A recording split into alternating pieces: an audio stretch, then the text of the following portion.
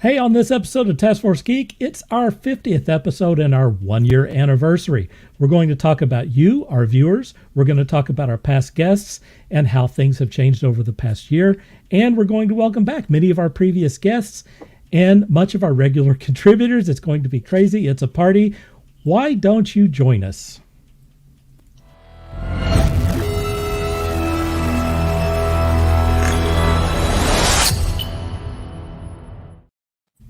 Welcome to Taskforce Geek. My name is Dirk Hooper, and tonight I'm joined by, let's go, Sean. There he is. He has Rotel stuff with brown gravy.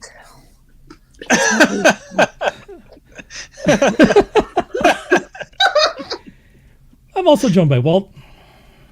Party over here, y'all. There we go. See, he's the only one who brought alcohol, but everyone is welcome to sauce themselves tonight. And also Beth. Someone is replaying episodes here. Not me. Not me. So there's our crew. We are waiting on Casey Jane. I think she's coming tonight. She's certainly been invited. We have other regular contributors that we've invited, and some people can come and some people can't. And in a minute, it's going to get crazy. Let's go with Gigi here. Says Mr. Hooper, you're top of your game. We'll see. We'll see how that's going to be tested tonight. Betty says hello. She's in here early. Is that because she's through Facebook? I thought she wanted to see stuff on YouTube's. She can't chime in on YouTube's because she watches it on her TV. All right, that's good stuff. Steve Shank. What up, homie? Happened to talk to not too long ago. And Ashell. How you doing, Ashell? Hello, Ashell.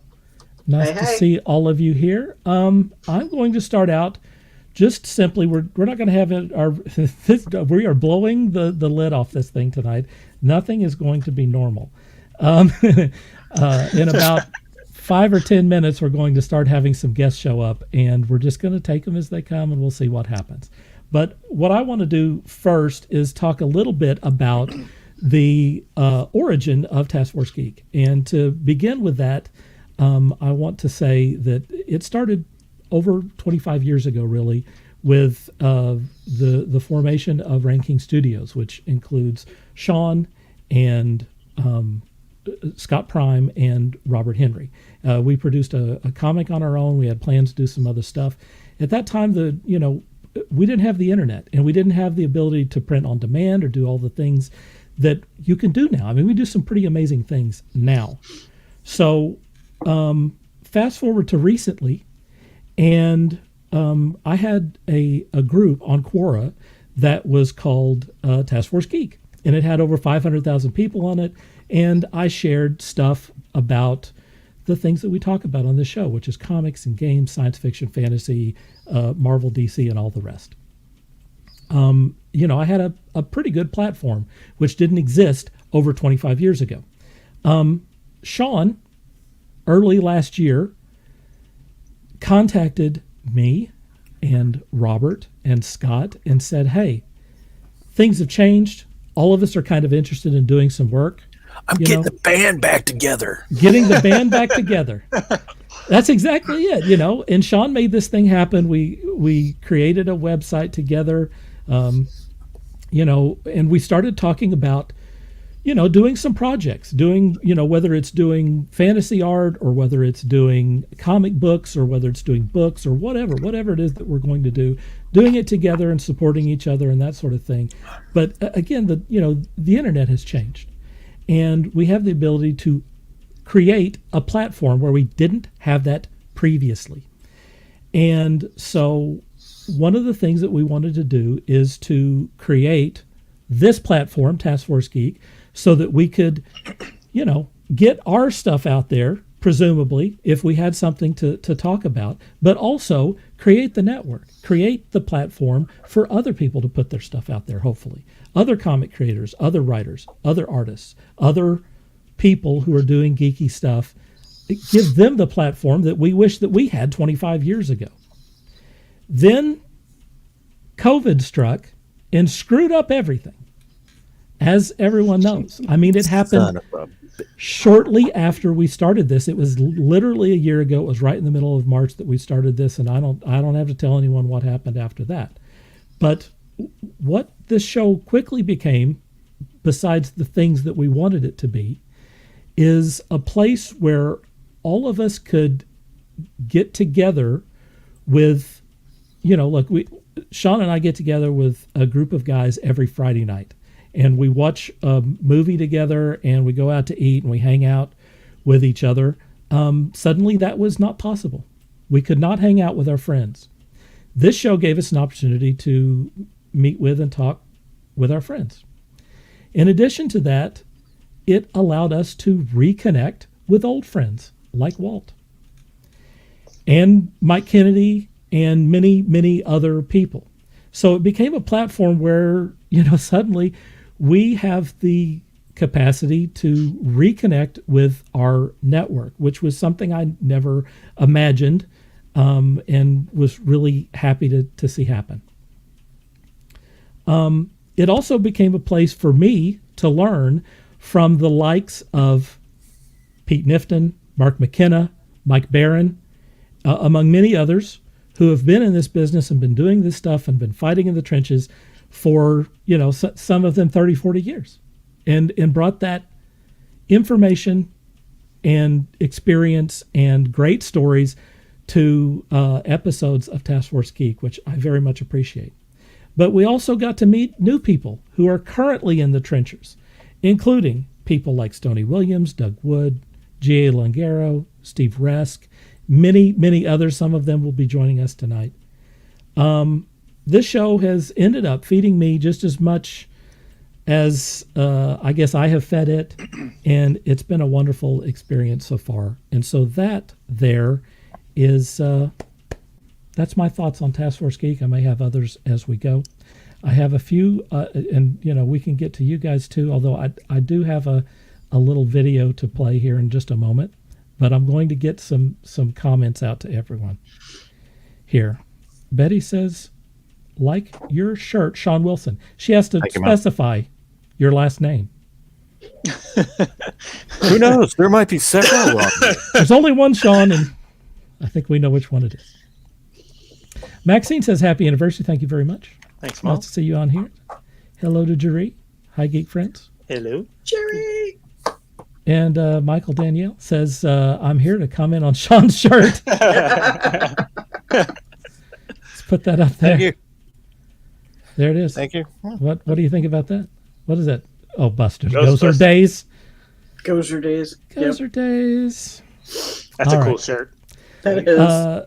From the very first episode, Scott was with us on this thing, and over the past few weeks, Scott has been working the most ridiculous shift ever, and 2 shifts at a time, and a bunch of other stuff. Let me get before I introduce Scott's thing here. Let's get this out here. Sean's the sexiest man alive. I'll drink to that. And Jesse says, congratulations on your anniversary. And by the way, hey, thanks, Dad. How the hell is Prince William the sexiest bald man? F that, man. No. He's not even the sexiest bald dude in England. Are you kidding me? Friends with the 2 sexiest bald men in the world, and they're on this show. Sorry, Sean, you're not. Hello. You are welcome, sir. Thank you. All right, so I'm going to play something here by Scott. Hopefully, I've tried bald. I don't look good. I don't have the head for it. It's not for everyone. That's right. We're okay. I got lucky. Dirk and Walt have bald game going on. Okay. I have a normal bald head. Okay, so let's see. Steve says we all know it's me. Bald Nation Unite.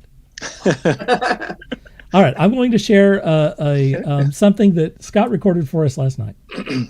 Really important that you be on here talking about this thing because it was you and Sean and me that concocted this thing in the first place.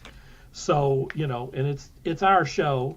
So, I need, if you want to talk a little bit about the origin, I mean, I don't even know the real origin, but more than an excuse for some guys to get together, and you're probably already gone over that in the show because people are probably watching this later. So I'll talk about that. So it's probably already happened, but anyway, so a few things.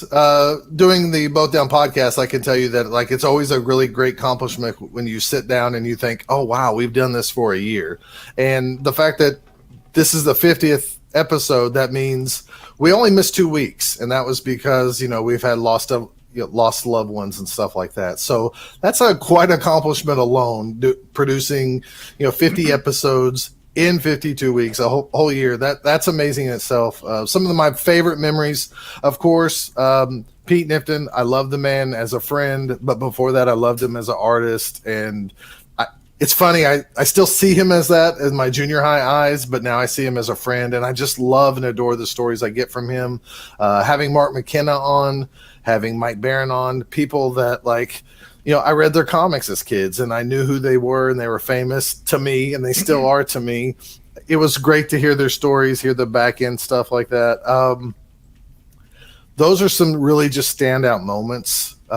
Doug Wood, I love having him on as a guest. We get the grizzled vets, so to speak, with Mike Barron, Mark McKenna, Pete Nifton, and then we get I would say the up and coming guys like Doug Wood, Stoney Williams, and you can just see the fire and passion and the desire in them. And yet they probably even admit it, they're a little scared because it's all new to them. And I love seeing that. So those are some really standout things from this past year. Another huge thing to me, and this is going to sound really weird, so just calm down, Walt, because I'm about to just give you some love in here. I met Walt way back in the 90s, and just barely, kind of like, he knew who I was, I knew who he was. There was no disrespect, and there was probably honestly no way to earn any other respect either besides just being nice humans. And I've always admired his artwork and stuff like that. And then this show, through whatever weird means, has connected us to Walt. And I truly feel like, I guess Walt came first. So I always say Walt is Black Scott, but really I am White Walt. And I really appreciate it because I really feel like we're brothers from another mother. Out of all the guys, we're all kind of a little different and quite the same, but yet I feel like me and Walt would have been best friends if we would have grown up together. So it's really cool. I feel that way too. It's never too late in life to gain a really good friend. And, I look forward to the time that we can see him, and hopefully everything works out with him and we can remain close to him over these years. So those are some really awesome things that I think about Taskforce Geek. I think it's, we have a tight-knit group that watches the show. I think that's amazing. You need your hardcore fans for that. So just a big thank you for everybody for continuing to watch it, to joining the Facebook group, to participating in the Facebook group, making comments here and there, posting articles, giving us suggestions. I probably could go on, and I'm sure I missed some things. But to our early guests who were coming on when we only had maybe 100 views, thank you, because those are the baby steps to get to where we are now, where we have a ton of subscribers, we have a ton of views every show. It's really exciting. I got an itchy nose, so I got to do this. Sorry, you can cut that out if you want, but you don't have to. Nope. We're doing it live. Keeping it real. Walt, I appreciate you. You've been kind of like my main sub, and I really appreciate you filling in the spot, because these guys need a Scott or a /Walt, or because we're awesome, Walt. So these guys need us. And I want to thank Dirk and Sean, because they've been through this whole ride with us. This all started with an excuse to get together during the crazy times of last year, and it's turned into a really cool little cult following thing that's kind of fun to do. And it's a great excuse to see your friends, even honestly, if nobody watches. It's a good way to talk to Sean and Dirk and even Walt every week, or almost every week. So it's pretty cool to sit around and just BS about cool things that we like. We probably talk about too many movies than I want to do, but that's okay. You need a guy who hates all the movies and TV. So I'll be the comic guy. I'll read a lot of stuff, and I'll play the games. And let these jokers all worry about Hollywood. So, but I appreciate everybody. I think we all have a great spot on here, and we've had a lot of really awesome guests over this year, and who knows where it's going to take us in the next year. So, and anyways, I'd like to just thank everybody. Thanks for watching. I know the segment turned from 10 minutes to, if all this gets shown, about 25 minutes. But thanks, everybody. You guys take care, and just keep the peace. And as Dirk says, dream hard. All right. Yeah, I'm a little- a couple of cuts there. I'm a little misty eyed there. Wow. Are you a little kerfluffed? He did say some nice Walt? things. I'm a little misty eyed there. He did say some nice things. Does anyone want to follow up on that and say something? We don't have any of our extra guests yet, so we can take a topic, or we can, if you want to talk about Taskforce Geek, then now would be a good time. Well, you know, like Scott said, and I've said this before, I really thank you for contacting me to let me fill in every once in a while. And as of now, you know, I've been filling in for 4 weeks now. So Yeah. So you could just, as I tell everybody, I'm just a regular who comes in every once in a while, and I really appreciate you guys for having me and contacting me and letting me be a part of this. So thank you very much. Yeah, cool. Do you have anything else to say about, you know, the last year or any of the other things that I mentioned? Well, you know, as of recently, you know, just this past month has been kind of rough for me. Yeah. A really rough yet relieving month. So it's like everybody knows that after 12 years, I was removed from a job. So, and I'm not going to get into the BS politics behind that, but yeah, I was, you know, so right now I'm searching for employment, but at the same time, I'm getting a chance to catch up on my own little personal projects, start some new personal projects while looking for a new job. So you can be sure to look in the near future, see these little projects that I'm working on. So yeah, that's about it that I've got to say. So you kind of, I mean, I don't know if it had anything to do with Taskforce Geek, but you kind of, you know, got the art bug over the past year too. Yeah, like last year with said job, it was right about the time Taskforce Geek started that I got put on furlough for 7 weeks. So right about then is when I made my first appearance on Taskforce Geek. And right about then is when I started doing artwork again for myself because I had nothing to do. Yeah. You know, and so, you know, I was just sitting around the house and it was like, well, my house is clean. What do I do next?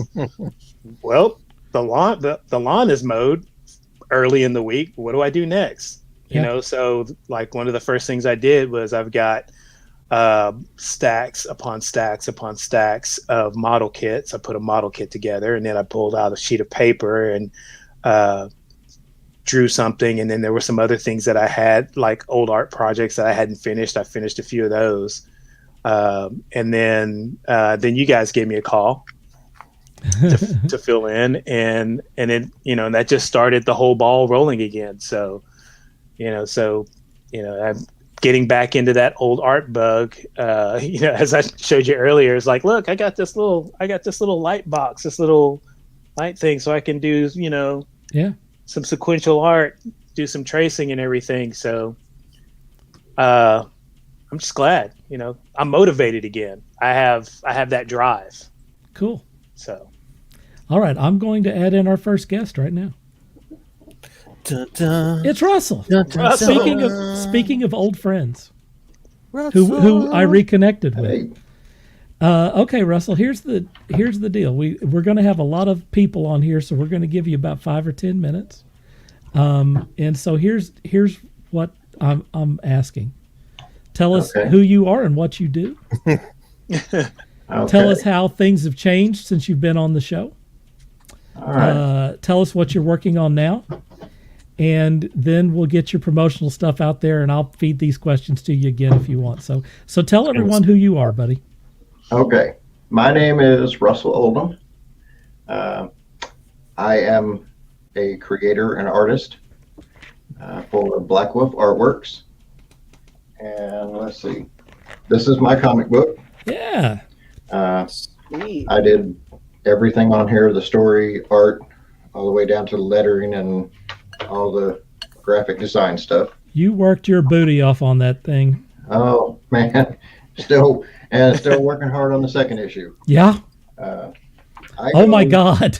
I go. I all see the way what you're back. pulling up now. I go Oh all the way man. back with Dirk and Sean. That's my cover there, folks. Yes. From long ago. So Man, I remember those see. days. That's Oh, there's a Demon Town. yes.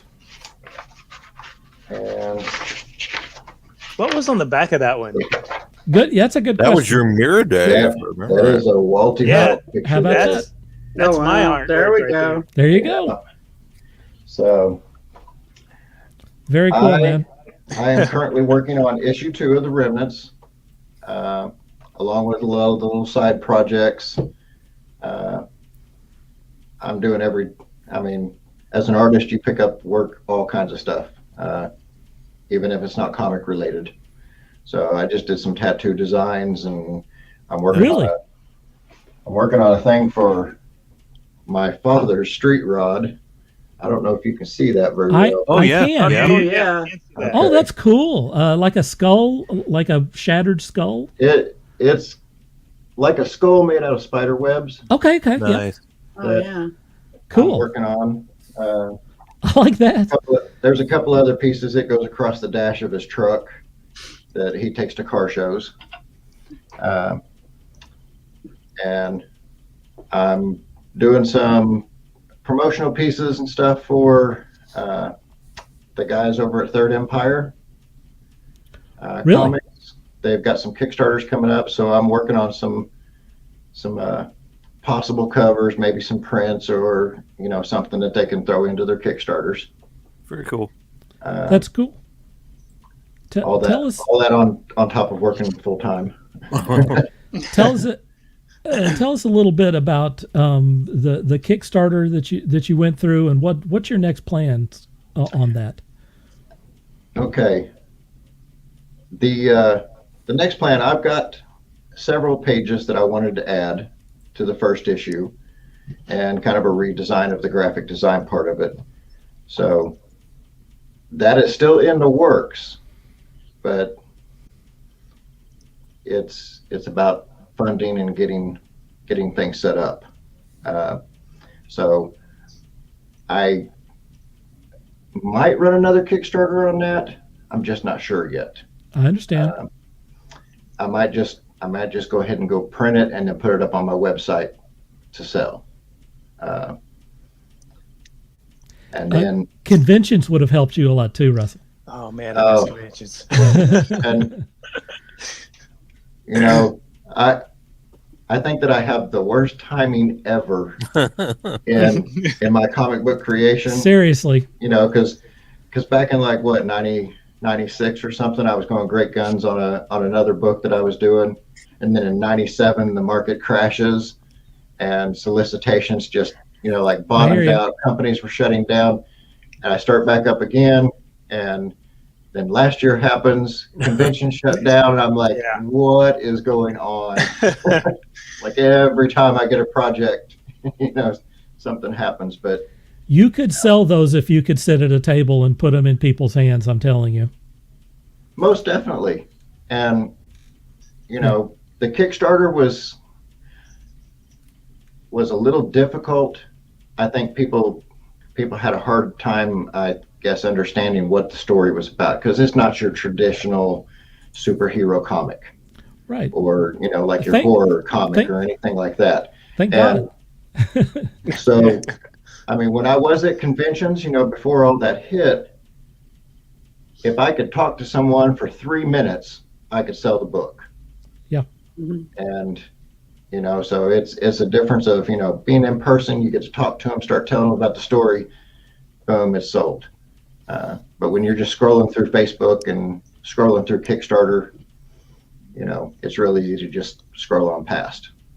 Yeah. Russell, let's make sure before we have to move on to the next person, let's make sure that we get all of your links and stuff out there. Tell us where to go to find your stuff. Okay. On Facebook, Black Wolf Artworks, and go to blackwolfartworks.com is my website. There you can read the original first issue for free. You can get some background information on some of the characters. For merchandise like the shirt that I'm wearing and some things, I have that up on an Etsy shop. Let's bring it up so people can see that shirt. Okay. That's some cool stuff, man. I was checking that shirt out. That is a wicked shirt. Yeah. Yeah. Beth, you'd like his stuff. I promise you. It's good stuff. I'm bookmarking the website to check out later. Cool. Now, just go to Etsy, and it's under Black Wolf Artworks as well. I try to keep everything the same name. Sean with the win here. He's got some graphics for us. There we go. Cool stuff. Is that the website? What is that, Sean? That's the website. Yeah, that's the website. I don't have it. So, no. Yeah. Does anyone have any questions for Russell before we let him go? Because I'm afraid someone else is going to come in, and I'm not going to have the space. I've invited about 25 people to be on here, so I just want to tell Russell that for a while now I have been working on a Gran Turismo livery featuring Age of Remnant. So I've been every once in a while I'll go in and I'll check and I'll see something. I was like, okay, I think I can translate that to a really small graphic Marianne. to put on a car. So I will let you know. Nice. I will let you know when I have your virtual rolling advertisement going around one of the tracks on the game. So. All right, that's awesome. That's awesome. Before we let you go, I'm going to bring in this next guy who you may know. Oh, there's Mike. Hey, guys. Hey, Mike is Kennedy. so Look, long. we got 6 people here. This is getting indomitable. crazy. Hey, here we go. Yes. Now it's a party. Hey. Or awake. It just depends on the situation. All right, Russell, I'm going to let you go, man. We're going to talk to Mike here for a minute. It's great seeing you. And Hey, whatever it is that you have going on, get in touch with us. We'll have you back on the show for the full gig, okay? All right, I definitely will. Hey, guys, congratulations on 50 episodes. Thank you. Thanks, sir. Awesome, man. All right, you guys have a good night. Okay, All right, you take too. care. Take care, Good man. night. All right, Mike, I'm going to give you the same setup that I gave to Russell there. You have about 10 minutes, I think. Oh, gosh. Until someone else comes in. Here's the deal. Tell us who you are and what you do. We know, but maybe the audience doesn't know. Sure. How have things changed over the past year? It could be personal or professional, whatever. What are you working on now? And finally, let's get your promotional stuff out there. Okay. Hi, I'm Mike Kennedy. I've known Dirk and the crew forever. Long time. He was time. also on that rough cut issue that Yep. Russell showed. Yeah. The past year has, of course, we've all gone from our COVID hermit life to mine as I'm, back out. I'm back teaching again this year, doing a mix of both in person and Therese Jerry. says Mike. and Michelle says hi, Mike. hi, and doing online classes. So I've been taking some classes to finish up school this semester, which has been kicking my butt. Really? But I was able to incorporate graphic storytelling into one of my classes. I'm doing a graphic adaptation of H.P. Lovecraft's The Dunwich Horror right now. Sweet. Really? Yeah. Nice. So- Sweet. and I convinced a professor to let me. Nice. That And is then- cool. Yeah, I've been learning 3D printing also. I saw which has some of that. Also been a big challenge. So I did beat my head up against the wall three times trying to figure it all out, but I've gotten a better hand over the past couple of weeks. But yeah, and I posted some of the pieces up, and I'm getting ready to do our next project is a working prototype. So I'm going to design a card case for like tarot cards. Oh, So cool. I'll set up the mechanics, and then I'll jazz it up, and then we'll print it off, and we'll see what happens. Mike, you So- skipped over some of your bona fides. Oh yeah, Legendary co-owner of Planet Comics in The Oklahoma inf- City. the famous Infamous. or infamous, depending on your outlook on that. Also creator of, there's no way I'm going to get through all of these. Heroines Incorporated, Chuck the Barbaric. Those, Yep. go ahead and name all of them. Oh my if God! you want, a few of them. Yeah, let's see. Yeah, Heroines Inc., Chuck. Of course, we worked together on Rough Cuts. Right. And then there's been a couple of side incarnations of Rough Cut too. I've worked on a couple of books for different publishers, both here in the States, Australia, and England. So, and a couple of things here in the United States. Cool. Currently teaching in Odessa, Texas. Wow. How and did it has that been, happen? and it has been. Well, they offered to pay me money, so There you go. yeah, you had to. That's all it takes. You kind of had to follow the cash, and it was a lot. So, Right. Other than that, I spent a few years in New Mexico. That's where I was getting my teaching degree, and then pretty much that's it. I've just been bouncing around. So tell us what you're working on now, Mike. Well, there's in between all the schoolwork, I am working on a new Celtic Knights graphic novel, which I've kind of gone in and been doing some fill-in work.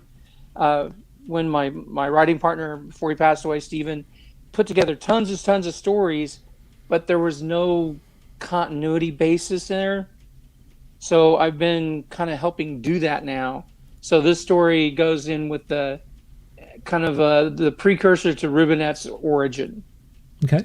So I kind of got to do fantasy, cowboys and Indians. That's some good stuff you kind got of in there, figured it into there. Plus, this is going to be my first foray into doing Celtic Knights in color. Yeah. So we've done that. Yeah, I did a graphic novel for a gentleman a few years ago, which was my first foray into digital color work, which that was a fun experience. Let's see what else. That's kind of mostly what I've been working on.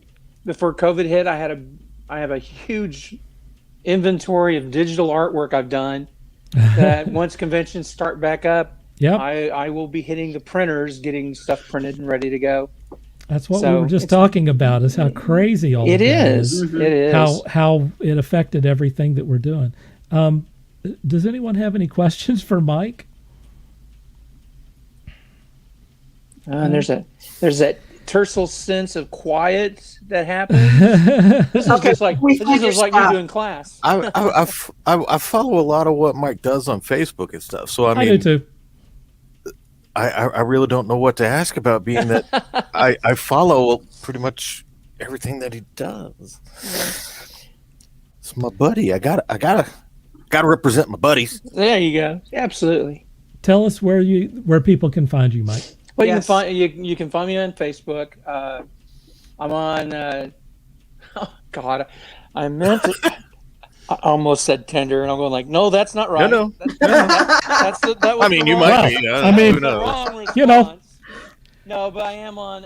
Newsflash. I am on Instagram, and good God, all those other platforms, but not Tinder. My lifestyle has not reached that level yet. What's the address, dude, on those? Oh Christ, they're all different. Every single one of them is. Hunter Rose 62 is. There we go. Let's see here. Michelle wants to know about that Twitter address. You mean Tinder address? We'll talk about that after the show. Oh my God! Yes, Good Lord! Yeah, let's get your stuff out there. The unprepared part. I'm going to bring our next guest in. Hello, Marianne. Okay. We're going to talk to Mike, and then we're going to talk to Mike, and then we'll let him go. Yeah. Mike, do you have your links yet, or do we want to go? Absolutely not. But yeah, hang on. That's okay. I was so prepared today. That's okay. We got the room for you. I'm going to go on to Marianne. Okay. Just hang on. Marianne, I'm going to give you the same rundown that I gave everyone else. You got about 5 or 10 minutes, and then we're going to hopefully make some room for someone else. That's how Mike gets his act together. Marianne, tell us who you are and what you do. How have things changed for you over the past year, and what you're working on now, and then get all your promotional stuff out there. So start with who you are and what you do. I'm Marianne Childress. I am a young, gonna-be comic artist, maybe one of these days, but You're a comic artist now. Yeah, fair enough. Yeah, fair enough. That's like an aspiring author. We're going to talk to Mike. That's funny. Basically, I just draw a bunch of stuff. My goal this year is to get published, but I would say the year has brought me a lot of growth in my artwork, and especially college experience too. I know for sure I'm not very good with online classes. They're not Like easy, no one are they? is. Not easy. No. What type of stuff do you do, Marianne? I just draw a bunch of characters and a bunch of sequential art, all that jazz. Sorry. So bad at this. That's okay. How have things changed for you over the past year? Oh man, well for I starters, could answer some of those questions for you. Oh dang. No, it's good. I got Sounds called a out. little stalker. Yeah, I'm exposed. Basically, basically, my art has grown a lot. I have grown a lot as a person. Oh man, there's a bunch more. My brain is like not with me today. I know. Same That's all here. right. I felt like I was prepared, but kind of not. So This is good for you folks to get this sort of thing out there in front of everyone. Yeah. In a format where it doesn't really matter. Well, Oh no. this is basically kind of like a party right here, right now. So It is. not so serious. So if you want to be a disco zombie and ooh through the whole thing, have at it. Marianne, tell me. I'm curious. How has college changed your artwork? for one, I'm starting to learn about colors and stuff now, and I'm realizing that, like, oh my gosh, colors are crazy and probably not something I'll be good at. Yeah, they are. But no, I may never know everything I need to know about color. it's making me go out of my box a lot more too. Good. Me, Yeah. Like, I do stick my box sometimes, but it's making me do that for once. So it's pretty great. Well, Marianne, tell us where people can find your work and what you got going on next. Well, I am doing some fan art pieces for a couple indie stuff. Hopefully I can get those done soon and out and about, but you can find my artwork mainly on Facebook on The Art of Marianne Childress. I forgot to send a link, but that's how you can That's find okay. it. There's no way I could have done. There's no way I could have done like banners for everyone's links tonight because you have no idea how many people I invited to this crazy thing. But you can see she was wise to spell her name out there. So just follow that, The Art of Marianne Childress, and you can find her on there. And you're also very active on what is it? Comic Created Madness, or what is that? You can find a lot of my and the stuff there. Taskforce Geek Facebook And group, the Oklahoma and the Comic Oklahoma Comic Creators Yeah. Group, and many other places. You are, look, you're one of the more prolific people that I follow out there. You're always putting some artwork up there, and to answer the question for you, your artwork has improved considerably over the past year. Just I over agree. the past year. Very much. Mm-hmm. Yeah, I looked at something about back in August, and I was mortified. I was like, I thought this was great. Of course. But, it's always I a mean- great learning experience. I've learned that for sure this year, and I decided to take it upon myself. I don't know if any of you've seen it, but I did a comparison thing, and man, I think saw that. Yeah, that's what I did there, and I was like, Let me- we'll get somewhere. Let me just say that when you get in your 30s and 40s, it will be exactly the same. Yeah. And then I'm going to You will sit there and be continue- like, oh, Hey. Dirk was right. You will continue to look at your stuff and go, wow, my stuff is so much better than it was just 6 months ago. What is happening? WTF was I thinking when I did this? Wow. It never ends. If you're lucky, it will never end. Your growth will continue for the rest of your life. Oh, I hope so. Yeah. All right. I will say that there are a few that I've gone back and looked at some of my artwork and said, why can't I do that now? Yeah. That's true too. You can lose. There's a few things You where can you're lose like, stuff too. yeah, so I've done that with my writing even. I'm like, I wrote this. Why am I not writing more like this? Right. yeah. Jeree says Mike and Marianne have loved seeing the support that TFG has shown you both. You are awesome artists. Thank you. That's nice. Yeah. Very nice. All right. So, Marianne, do we have your links out there? Are we good with you? Oh, I don't have my links. you pretty much did. I'm still getting that all grown out, so. All right. Well, I'm going to let you go then. All right. Bye, guys. And Bye, thank you. Bye. Thank you for being on. No problem. And you're welcome back anytime. Alrighty. Bye. Okay. Bye-bye. All right, Mike, what about you? Do you have any links for us there, buddy? Yeah, Instagram. My Instagram handle is HunterRose62. Twitter, it's HunterRose621. And then you can find me on I see a theme. Creators. Yeah, there was a small theme. And then I'll have to get you the link to the webcomic because I do have that going right now. So, and that one, well, not words, it's actually me. That's a little over the halfway mark. I'm gonna have to go back on this week and see what week we're on. And because as soon as I get that one out, I'm gonna go ahead and I've got a ton of material done. I'm just gonna hammer it for the next, probably the next year. So while I'm working on this other project. You are one of the fastest artists that I know. But I've been trying to slow down. It's been a big problem. I have always admired the speed with which you can put together not just an illustration, but a whole page of artwork. Whole comic page. Yeah, I've been putting that to use with my teaching. I do a daily warm up. I do a 5-minute drawing on video, and then I post it to my students. Cool. And it takes them about 45 minutes to do it, maybe longer. Yeah. I'm going like, it's not that hard, folks. It takes practice, though. Follow the instructions, and if you stick with it, it's easy to say. 5 minutes. Hey, my mom she's probably listening to this going, exactly, because, she taught art for so many years. So it's just like, whatever, learning the decathlon or learning how to do piano or any other thing. It's repetition. You have to just do it and do it and do it, and it becomes like second nature. Let me get a couple of comments out here. Russell, who's still watching us, he didn't go like eat or anything. He's still with us, man. That's her. Yeah. He says Marianne's characters are awesome. I agree with that, and I'm looking forward to seeing what she does in the future. I think we all are. Scott wants to see more characters without hats.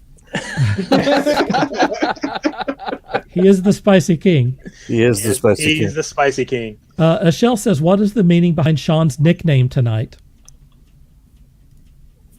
Slimer. He has a Ghostbusters shirt on. Cool. Yep. That's based on what was the Gorillaz. album? The Gorillaz album. Yeah. And so that's the 4 Ghostbusters there.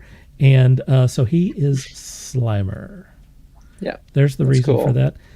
Maxine, there she is. She says that's so true. Hey, Maxine. All right, we don't have.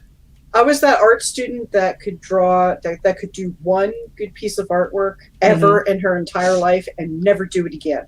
And my mother loved it so much that she framed it, and it's actually hanging in my office. How fun! That's cool. We don't have anyone else lined up here, so let me ask you, Sean. Do you have something you want to share there? You've got a something on the your sharing screen.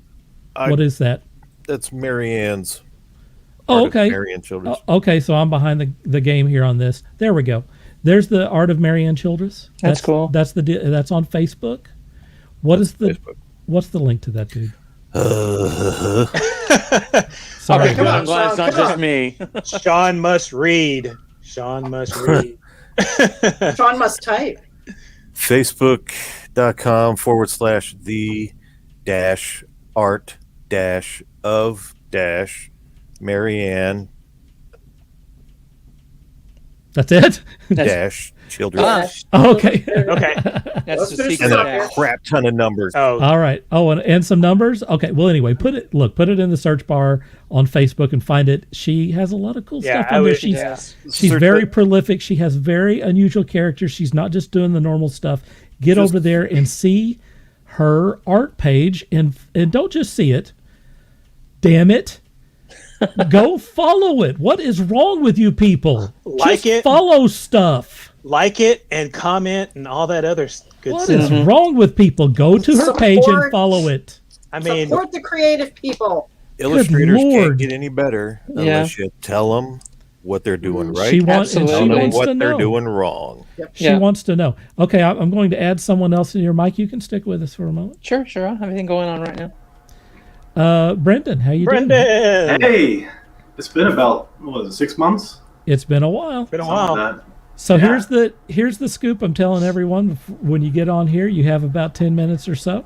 I still got my keychain. Because we got other people coming in. I do too. I do too. Mine's right there. If I can show it, there it is. Yeah. I haven't gotten mine yet. I don't have one. It's sitting right here. Hey, sitting right here. I will be making.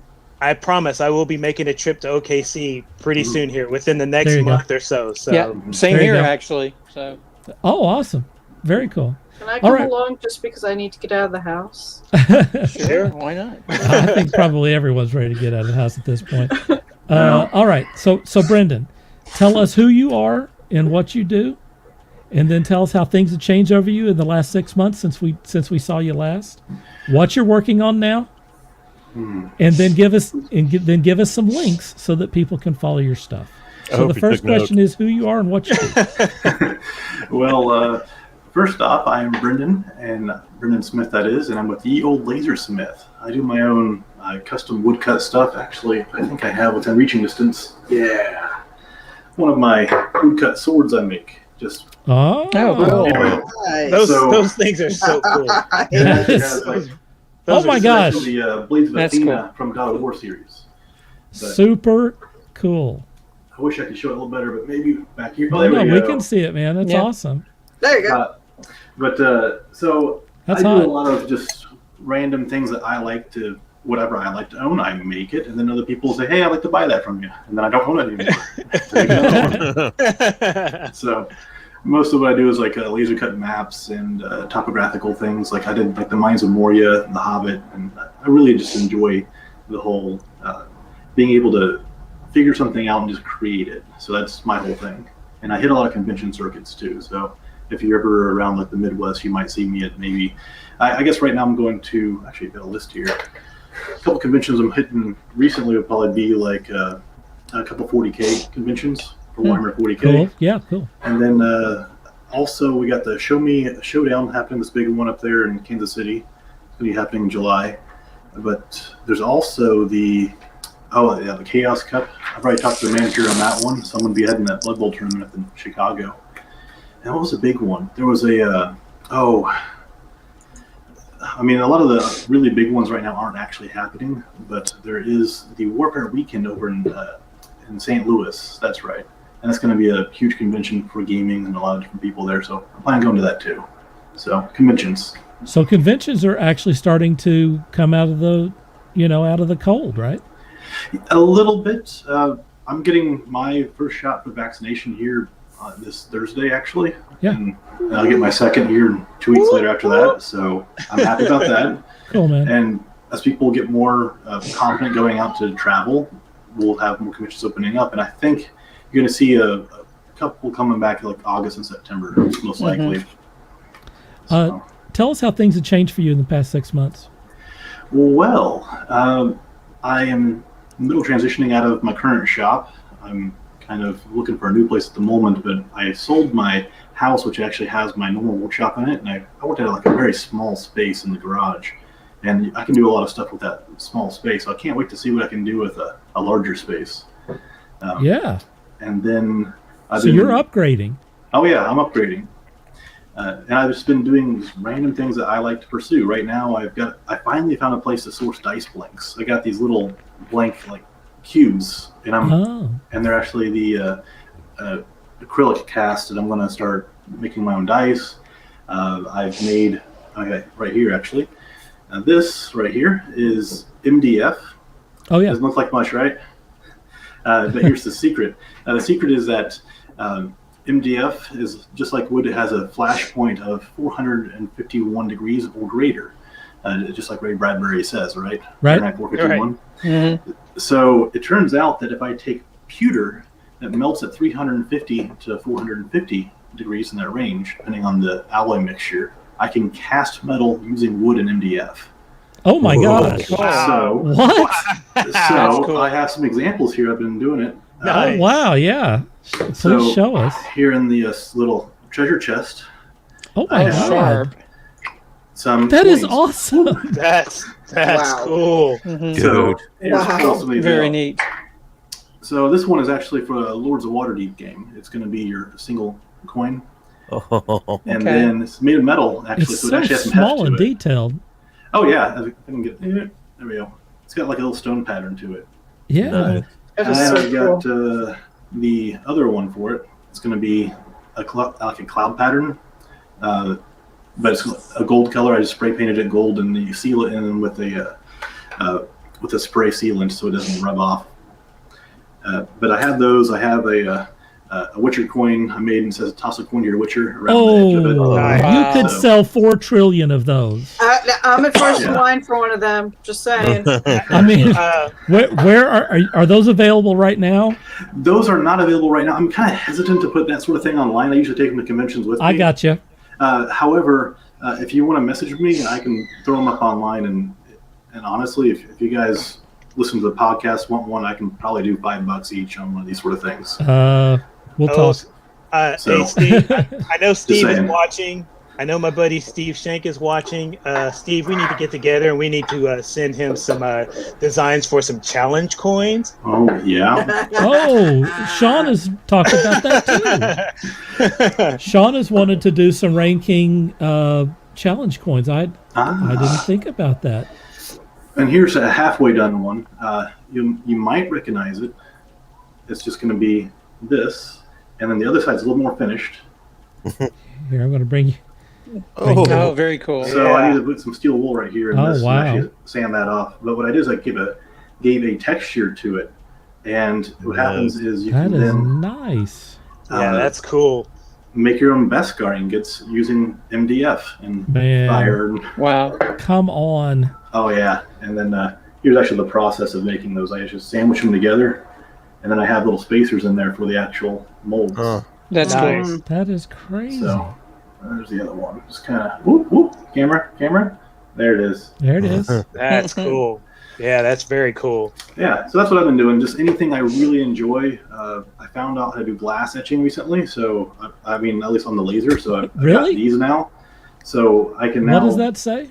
Oh, it's a local game store. I partner with Meta Games here in Springfield, and they let me have a consignment in their shop, and it's really cool. They really support me well. How much are you doing those for, man? I don't even. This was just yesterday. I don't even have a price on this stuff yet.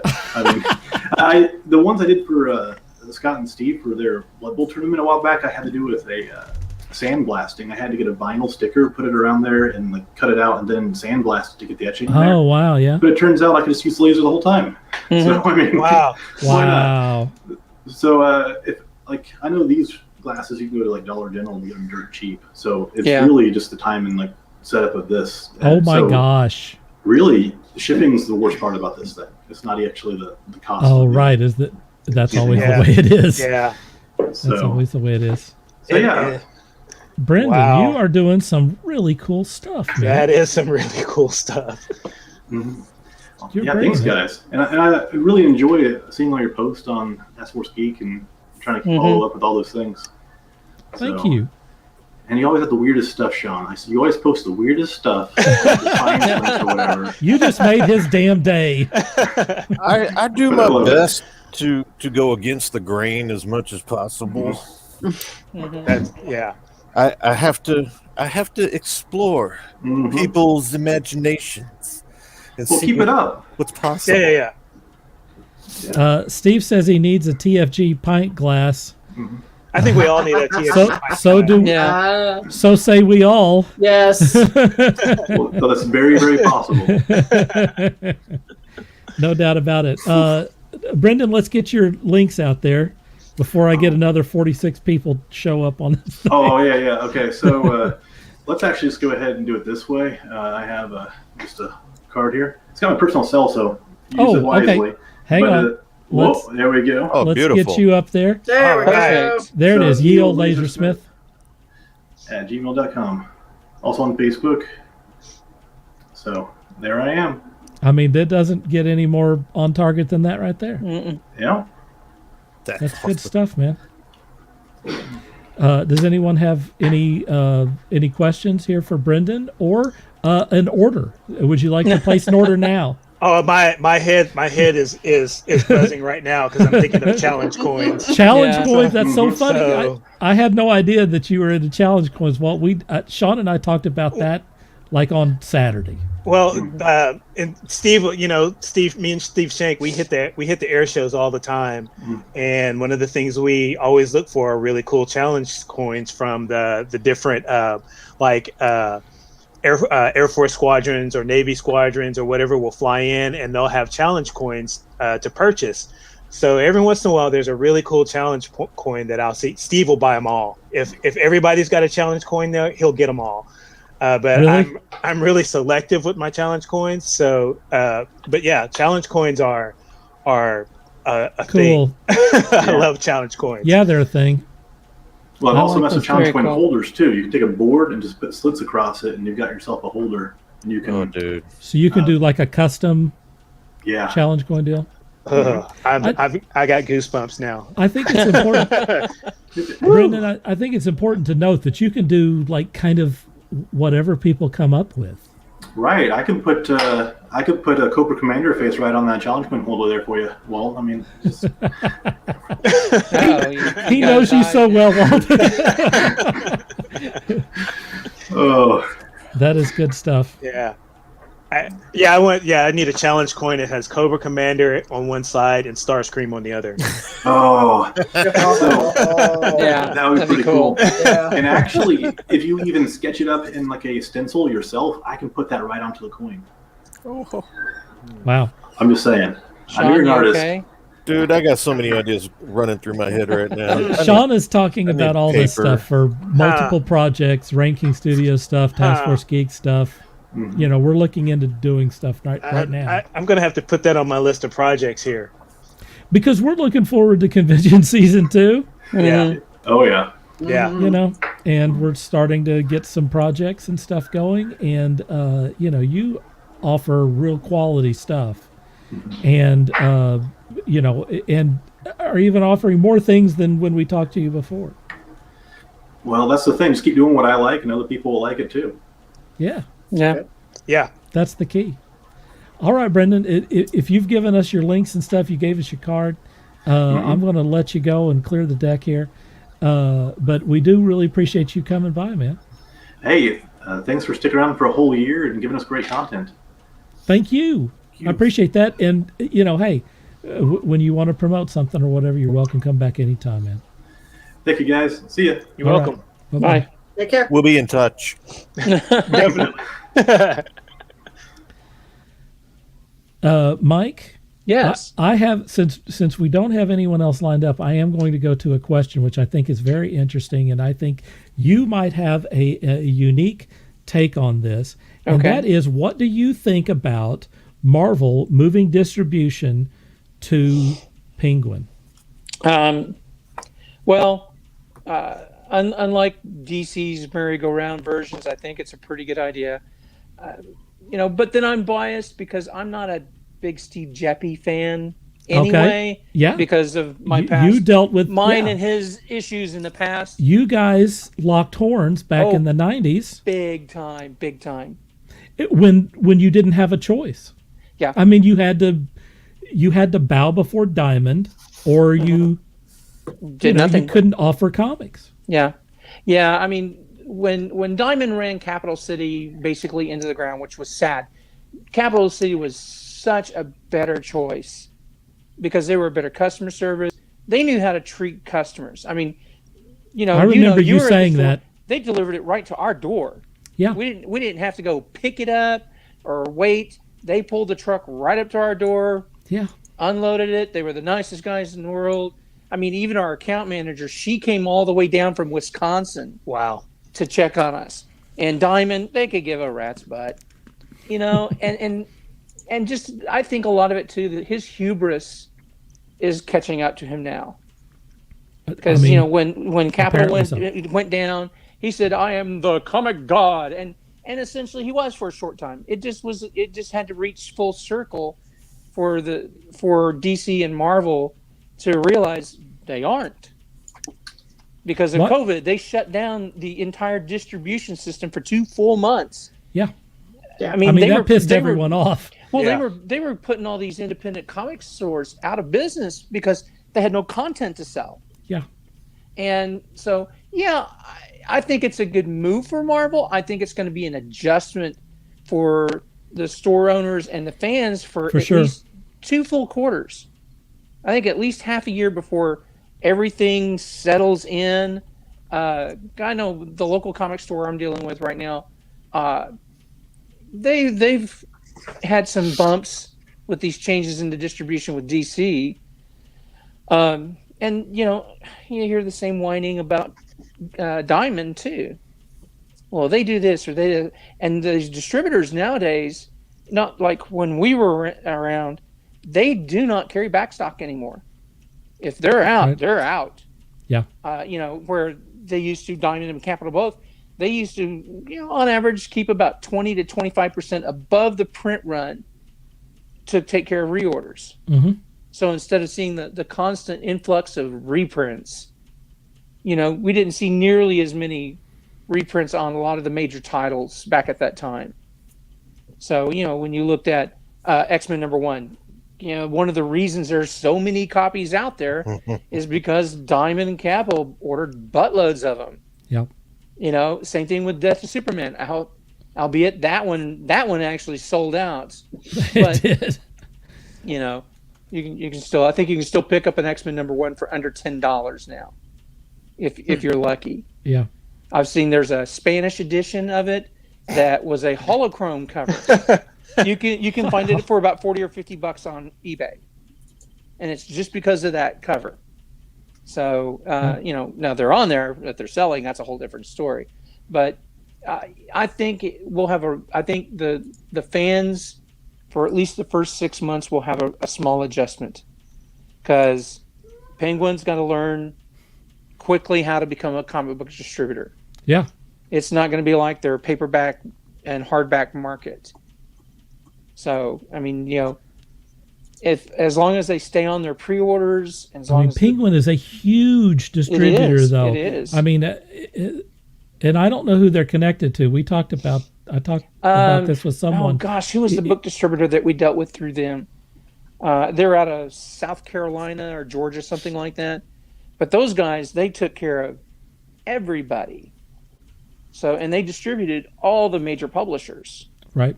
So, I mean, that's where we got our entire sci-fi book collection section at the bookstore was from them. Okay. And they'd show up every couple of weeks, and we'd have a big box of books, and but yeah, it's going to be an adjustment. I don't think any stores will suffer from it. I think they're going to have to learn to adjust their orders accordingly to work with whatever new system that Penguin puts together. Why do you think Marvel and DC has gone to this? Are they just mad over what happened last year? I think they're just tired of him. I think they're just tired of Diamond. I think so too. In general. So here again, it goes back to that hubris. When you basically make yourself the monopoly in that section of the industry, and they did that, by running Capital City out, by taking on the exclusive contract with DC, cutting out any other smaller distributors from that option. Yep. I think that was a big thing, and that chapped a lot of butts from the old guys in the industry. I remember, because we had lots of distributor options in the 80s up into the early 90s. There was Capital City, there was Diamond, Bud Plant did some new books, not a lot, but they did some. GA Longero, I think he's going to join us here in a bit. So, but yeah, I mean, it's been the past 30 odd years. The industry from the business side has changed dramatically, and the big mistakes is hiring people who don't know the industry. Okay. Oh wow. Yeah. Wow, you set a boatload there, man. Oh my goodness. Look at DC right there. Wow. Hiring all these guys to run that comic book company and their marketing and their film, and I mean, it's just, you're going like, well, it sounds like a good idea, and then it's not. That's a problem in multiple industries right now. Whereas Marvel, they kind of kept true, but their comic department has shifted so much. I honestly, I can tell you on one hand the amount of Marvel titles I buy a month.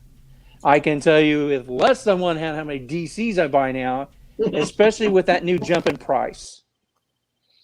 Uh-oh. Yeah, we did. We lost count. We just lost. What? I scared him. I said that. Wow, you did. I think he accidentally clicked something. Oh, I hate Party without the boss, man. Here you go. As I hold up my can of generic Dr. Pepper for the region, Dr. B. Dr. B. There he is. He's back. He's back. Yay. I just got kicked off for no reason whatsoever. So I'm wild. Lucky that I didn't have it centered on me, or I don't know. I spoke ill of the comics industry. Wow. They lashed out at banned you. me. Yeah. Said bad things about DC. I just find it funny that you brought up that, they're like these companies are hiring people who don't know anything about the industry to run it. And like I said, that's happening across the board. Oh, yeah. I mean, well, even man. And Marvel's done this before. This is not new. When they were owned. Oh God, who was it? It wasn't L'Oreal. It was one of the other major beauty companies. Yeah. Owned Marvel for a few years. Yeah, and that was just chaos. And I'm not just talking about the comics industry. I'm talking about every industry because that's what I just went through. So yeah. So I want somebody to explain to me how these board members fail up. I mean, if you screw a company over, how is it that you get advanced? Right. Hey, GA, how you doing? Hey, what's up? Because you come up with the next Longero. big idea that's going to flop. How you doing? I would like to actually get your opinion on this subject too, about the comic book industry. Yeah, before we get to your segment. I kind of caught it halfway. What specifically are you guys talking about? We're talking about how Marvel is now being distributed through Penguin, and kind of how that has gone through the. I mean, DC is also now distributed through someone else, and how that has affected the industry. Yeah, well, they all dropped Diamond. Yeah, I mean, yeah, they had a stranglehold on comic books. Yeah, plain and simple. Yeah. And they were basically killing brick and mortars. I mean, they forced. It's like you couldn't afford not to go with Diamond, but you couldn't afford not to go, to go with Diamond either, because it was a catch-22. You were screwed either way. Yeah, that's the problem a friend of mine who runs the game store here in Arlington ran into. Diamond wanted her to order so many comics that she could not afford to even work with them. And she lucked out through this whole lockdown, but still, I mean, as soon as you guys posted that article about, Marvel and, going to Penguin and Diamond just, stopping altogether, I emailed it straight to her and I said, you need to see this. You need to see this now because it's something that's going to help her store. Oh yeah. Yeah. Well, you're going to get better. You're going to get better distribution just because Penguin's already has it in place. Yeah. That's the one advantage. So, and I guess because it's not run by a bunch of comic book fanboys. Sorry, guys. Yeah. I'm one too. If we roll the camera around Guilty. my apartment, I have nothing to speak about that in the illness. But I mean, that's part of their business. That's their day to day. Yeah. So it just depends. As long as they adjust to the market, then it'll be fine, I think. Yeah. But like I said earlier, it's going to be that first 6 months. That's the awkward, God, I almost married my cousin type thing, and and you're getting it all straightened out. Right. And I mean, the comic book company themselves, DC and Marvel, they had some role to play with it in creating that monster, because the issue is that it's like they wanted to keep titles going, right? And they wanted to show positive numbers to keep titles going. So it's like, oh, we got to push all these titles. And the comic shop is like, oh, you got the new Captain Marvel that's been rebooted for the 5th time. You guys need to sell this. We don't want it. Well, if you want all these other ones, you got to get these too. Yeah. And it's like, all right, and then he just collected dust and said, and I know they had a trade-in thing, but even that they gave him when they brought him back, they still only got so much back. I think. You couldn't return above a certain percentage. Yeah. Right. So it put all the liability on the comic shops, not anyone else. Yep. I'm gonna put up Betty's thing. She says you guys have a party going. You're damn right we do. Yeah, that's what we're doing is a little party. Yeah. Did you guys talk about the deal with Boom Studios and Berserker #1? The premium order? Oh, you mean are you talking? Oh, how many you had to order no. Yeah, they that was a big deal. Was it crazy? My local comic shop, you had to order 1,000 copies to get one copy of this premium book signed by Keanu Reeves. Oh my God. Now, here's the deal, and this is what it did. They did not think they were going to get hit with it, and they got slammed, and they were unable to fulfill all the orders. They had over 1,000 orders for Berserker #1. I don't know what the exact numbers were, but that's insane. They did not print enough, and so many comic shop owners dropped 1,000 copies. Dude, that would have been a lot back in the mid '90s. I mean, 1,000 comics per store. That would have been like an amazing event. Yeah. In the '90s, in the mid '90s, when it was going nuts. That's Death of Superman numbers right there. Yes. Oh yeah, easily. But my local comic shop, they almost did it. Okay, they were only going to do it if they got somebody to pre-order to get the signed edition.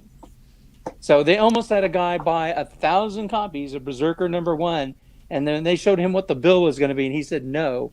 They still ordered 100 copies and sold out in 2 days. Wow.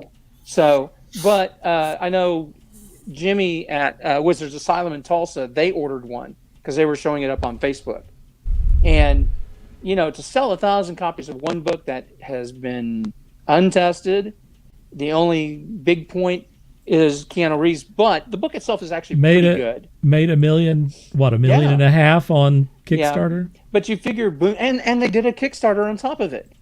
Yeah. But the thing is, you would figure Boom Studios, to save face with the comic industry, would approach Keanu Reeves to make good on those extra copies that did not get done. Right. Yeah. Because that's kind of a, pardon the expression, it's kind of a bitch slap in his face too if they don't do it. I'm willing to bet that he is unaware of all of the behind the scenes stuff that's going on. Yeah, and he knows nothing about comic books. He just hey, right? No. Just from I mean, he was in town just the other day. Yeah, I saw that, and I had no idea. I'd seen the Facebook post and whatnot, and here's a man who he saw, if I'm remembering this correctly, there were a set of twin sisters having their birthday lunch just out on a patio. Mm-hmm. No big deal. He came by, he saw what they were doing and whatnot, and he stopped just to say happy birthday to these people. That's cool. Who does that? Yeah. What Hollywood star?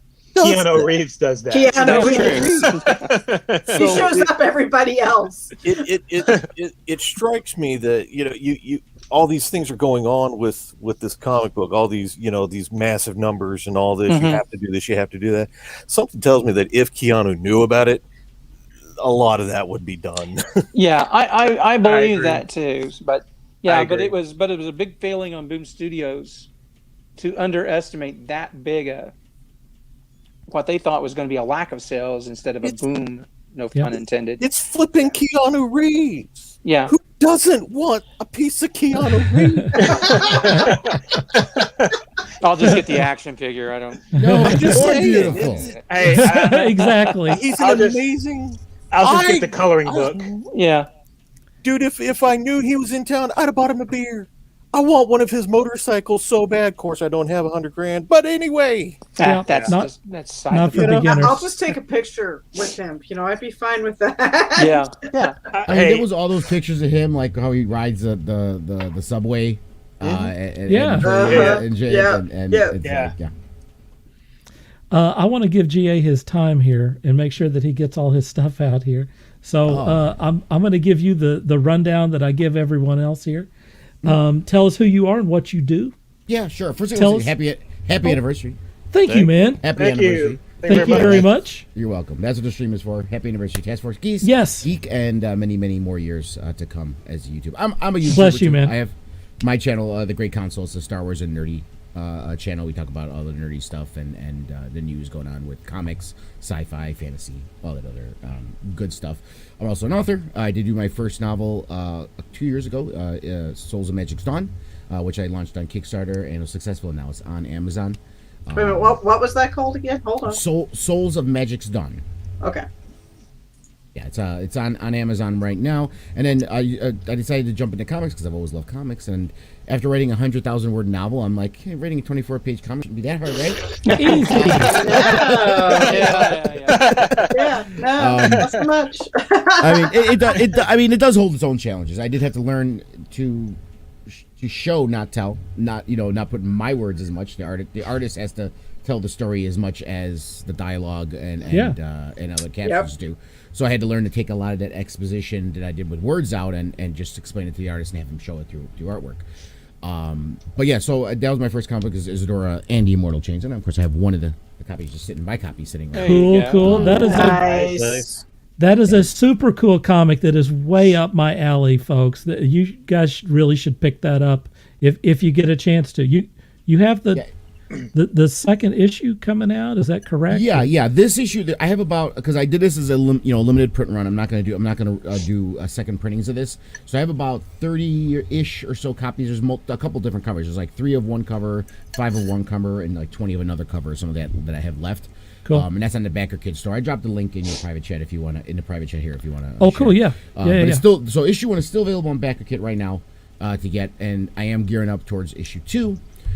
Which I'm going to be launching in May. But just to give you an idea about what the story is about, or character at least, is what I'm trying to do is kind of an exciting fusion of the Cthulhu mythos and the superhero genre. So Immortal Chains, the genre I call the Lovecraftian dark heroverse. So kind of think Silver Surfer meets Constantine meets Lovecraft. She was that's good stuff. I'm in, totally in.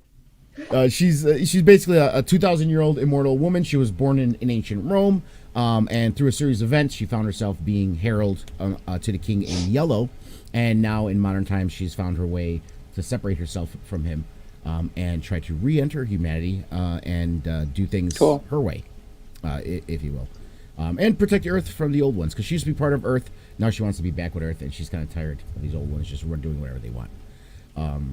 And she has a bunch of powers and a bunch of stuff. So yeah, I'm taking it because if people remember Lovecraft or have read Lovecraft, or Lovecraftian mythos, not just Lovecraft himself, but all the people that have added to the mythos over the years. They're usually pretty grim stories. They usually don't have a happy ending. No. There's never really any heroes. It's usually about despair and like, hey, no matter what you do, there's things that you can't avoid and can't stop. Yeah. So true. And you're gonna go crazy. So since my love of superheroes, DC was my thing. I mean, I like Marvel as well too, but DC has been my thing for the longest time, and I love superheroes, and especially DC's kind of, because DC has that feel of like the kind of like gods among us kind of feel, Right. And so I tried to take that kind of feel where there could be hope, and there's people who even if they're transgressive characters who do want to help humanity in a way. Right. And meld it with this very depressing and scary universe that's the Lovecraftian mythos, and maybe you can find a hero inside of it. Yeah, good stuff, man. All right, I am going to bring someone else in here. I think there is Mark McKenna. Yay! It's starting to look like the Brady Bunch here. Uh-oh. Hey guys. You have to manipulate yourself into the middle there, Dirk. That's true, you do. Let's see. Let me make sure that GA gets all of his information out. I'm going back to you. Tell us all the places that we can find you, please. Me? Oh yeah. Great Council. Matter of fact, I'll just give you my link tree. It's just the easiest way. There you go. But yeah, I do have my YouTube channel that we do pretty much every day, Monday or Tuesday through Friday. We do nerdy news, stuff like that on the midday mashup. I'm also I used to have Twitch, but I don't do Twitch anymore. But that's pretty much there. And then like the Backer Kit and stuff like that. And on Twitter, I have my author account on Twitter as well as my YouTube account on Twitter, and all that other good stuff. But so I'll just drop you the link tree, and all of that Cool. is in there. All the different I, links, Isadora links and stuff as well. I grabbed a copy of the book. I will. Thank you. I see that you Already? already. I see that you have like one Wow. review. So as soon as I read it, I will make sure from one author to another that I get a review up Thank for you. I do appreciate it. Yeah. I had a couple people that did unboxings and reviews and stuff like that. That's cool. This publication, So Done Telepaths, did a review. Well, Preston Poulter did an unboxing, and my partner on my YouTube channel did an unboxing. And actually, Thursday, there's another channel that's doing a review of the comic book as well. There's the link tree for all the goodies. Mm-hmm. If you want to check There out we GA Longero. We're lucky to have him because he does Thank you. about 46 podcasts a day. That's a few. Yeah. He is very busy. When I was employed, listening to some of the conversations in the background would help keep my sanity while doing work. So, Mike, I understand, Walt. I'm This going to I let you go, understand. buddy, so that we Okay. can keep this reasonable. It's great to see you. And Good to see you guys too. Again, I'll let you know you're, when I'm in town again. you're welcome So- back anytime. And I want to Sure. see you in the flesh, man. All right, absolutely. Take care. Happy anniversary, guys. Take it Thank easy. you. thank you very much. Okay. All right. We have the legendary Mark McKenna. And I finally get to share a screen with Mark McKenna. How about that? How about that? Who said that? That was Walt. That was me. Walt. That was Walt. Hey, Walt. How you doing? I'm having internet issues, You so know I'm what? going to There's keep. like a slight delay in the map. I'm going to keep this. Sorry, there's like a slight delay in the map. That's okay. Go ahead. That's all right. I'm going to ask you a few questions, Mark, and I'm just going to let you have the floor. I'm going to give you about 10 minutes or so. Tell us who you are and what you do. Tell us how things have changed over the past year. And Oh, my goodness. Yeah. I mean, I'd say probably quite a bit, right? I mean, looking Yeah, at the for sure. stuff that you've been going through, and then we want to get Yeah. all your promotional stuff. So I'll turn the floor over to you. So last time I saw my mom was 54 weeks ago. I did the last convention I did was a small little show in South Jersey. It was a one-day show. And then the week after that, I hopped on a plane, went to Tampa, Florida, saw my mom, and that was the last time I'd seen her. It was back in the first week in March. Wow. And last time I did a convention. So usually I do about 20 conventions a year. I was scheduled to go to Knoxville, Tennessee, Grand Rapids, Northern California, Orlando, just a ton of different places, and they all just disappeared, you know. So what I started to think about is maybe giving back a little bit and teaching art classes. So I actually teach a bunch of middle school kids comic art about 5 minutes from here. I have 8 kids, and that became a problem too because they only could have six kids in the class at first because of COVID, and we ended up. Oh, now we're up to 8. So, and it's nice. We filled up the classroom. These kids, you know, teaching them how to draw splash pages and covers and put in corner boxes and things. You Right. know, things like, you know, Marvel corner boxes and, you know, creating a box for their credits, you know, writing and penciling and inking and lettering. And I give them original artboard to work on. Well, Cool. 11 by 17 pretty much is like what we do in the pros. And then I go home and I copy the artwork down at 65%, which is comic book size, and then I bring the copies over to them to color. You guys get a lot of background noise from me? We're getting it from somewhere. I'm not sure. You know what? Like Excuse some me one music. second. My wife has the TV on loud. I'm going to lower it. Hang on. All right. We'll pull back here. Whatever Mark wants to do is good. Yeah, I heard it was real low. It wasn't high, but yeah. It wasn't that bad. No. Mark has been doing what I want to ask him when he comes back. I'm back. Okay. There you go. No, Now you go can ahead, ask man. me. What's up? Yeah, what I want to know is you you were the person that introduced me to NFTs, non-fungible tokens, and selling digital artwork. I had never even heard of this back when you were on the show, and you said that you were getting involved in doing that. And I believe that you're located at I want to say Maker's Place. Is that correct? Yeah. And so you were, I mean, and since then, like in the last month, NFTs have become like the biggest thing ever. I mean, like people are going crazy. Can you tell us a little bit about your experience with offering digital artwork? Yeah. So, well, first of all, what happened, after I was doing some teaching on these Saturdays and Mondays, I was also, believe it or not, took a job in a local grocery store, just shopping for other people because 15 hours a week, just because I was sitting around with way too much time on my hands. And then back in November, I was solicited by this Maker's Place by this fella named Ryoma Ito, who was a talent coordinator for Maker's Place. And, I was as in the dark about NFTs and Bitcoin as anybody, primarily because, this is the color of my hair and it doesn't really go with the young thinking anymore. So they coerced me into at least paying attention to them. And they didn't say, you're going to make $1 million. They just said, this is another option for you to get work done. We know your work with Star Wars and the Old Republic, and we'd like you to be our branded Star Wars artist. And I thought to myself, well, if you can walk me through this and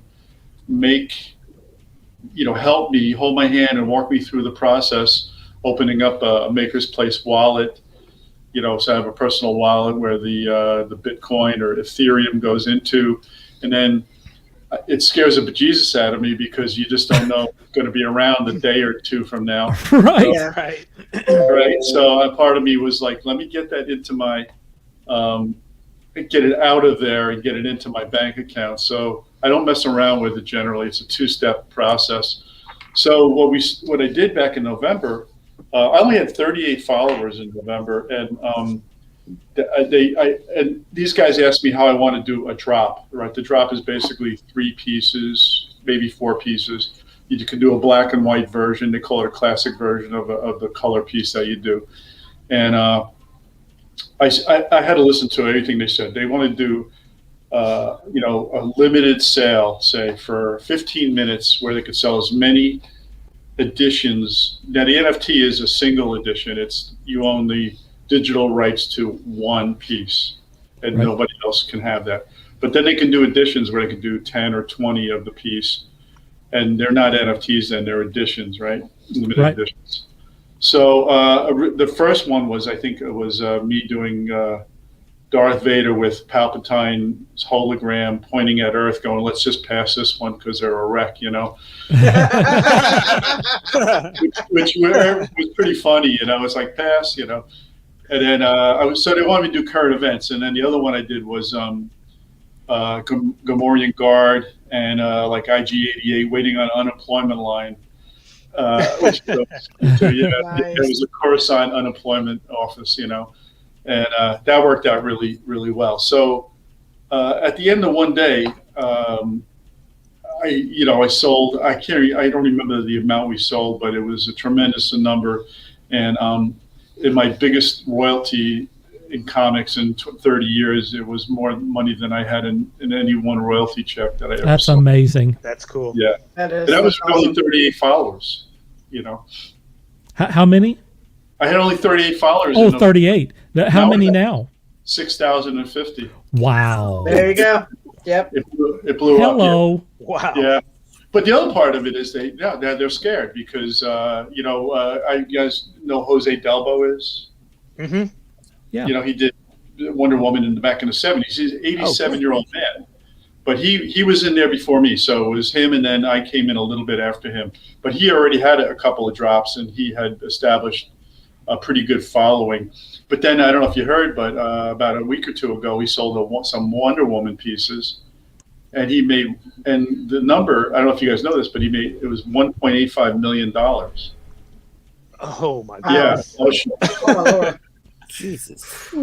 That's why that's why it was such a big national news story, is because people were making that sort of money on, where they had not seen anything like that before ever. I mean, this is digital art, folks. You don't touch it and taste it. It's digital. I have all the only original art sitting right here on my on my counter. It's weird, but that can never be sold though. I can give it away and tell people, if I give it to you, you can't resell it, because that cheapens what these people have purchased. So I'm friends with, of course, I've been in Marvel and DC for a lot of years. One of the colorists, Trish Mulvihill, got a letter or an email from DC saying, it's not permissible to be using our characters to make money without our permission. Oh, permissible. Yes. They had a story on that. I read that story. So, what are your thoughts on that? Well, I got scared. Basically, if Warner is getting in people's grill, certainly Disney Marvel's going to do it. And no matter if I was considered a Star Wars, yeah, right.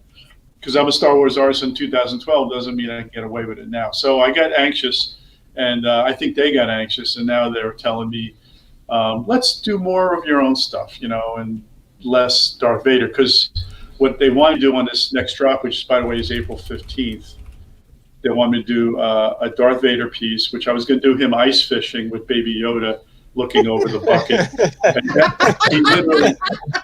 He was on planet Hoth, and he literally had the lightsaber in the water, boiling the water, and the fish were sticking out of it. It was hilarious. That's awesome. It's a really great piece, but it'll probably never get used, which is sad. And then the second piece they want me to do was Darth Vader fighting, my alien pumpkins, from Combat Jacks. You guys know. And that was basically Darth Vader fighting these Jacks. And then the third piece is me doing dinosaurs fighting Combat Jacks. So I was kind of transitioning away from Star Wars. But now it's not going to happen. It's going to be straight Combat Jacks fighting Yeti, dinosaurs, and Cthulhu. Is that what it is? Cthulhu? Yeah, Cthulhu. We should ask GA, because he's kind of a Cthulhu guy. I mean a little bit. I am not going to in any way, shape, or form say I'm a Cthulhu expert in any way, shape, or form. But no, we got Marv McKenna talking here. Don't bring me. I know.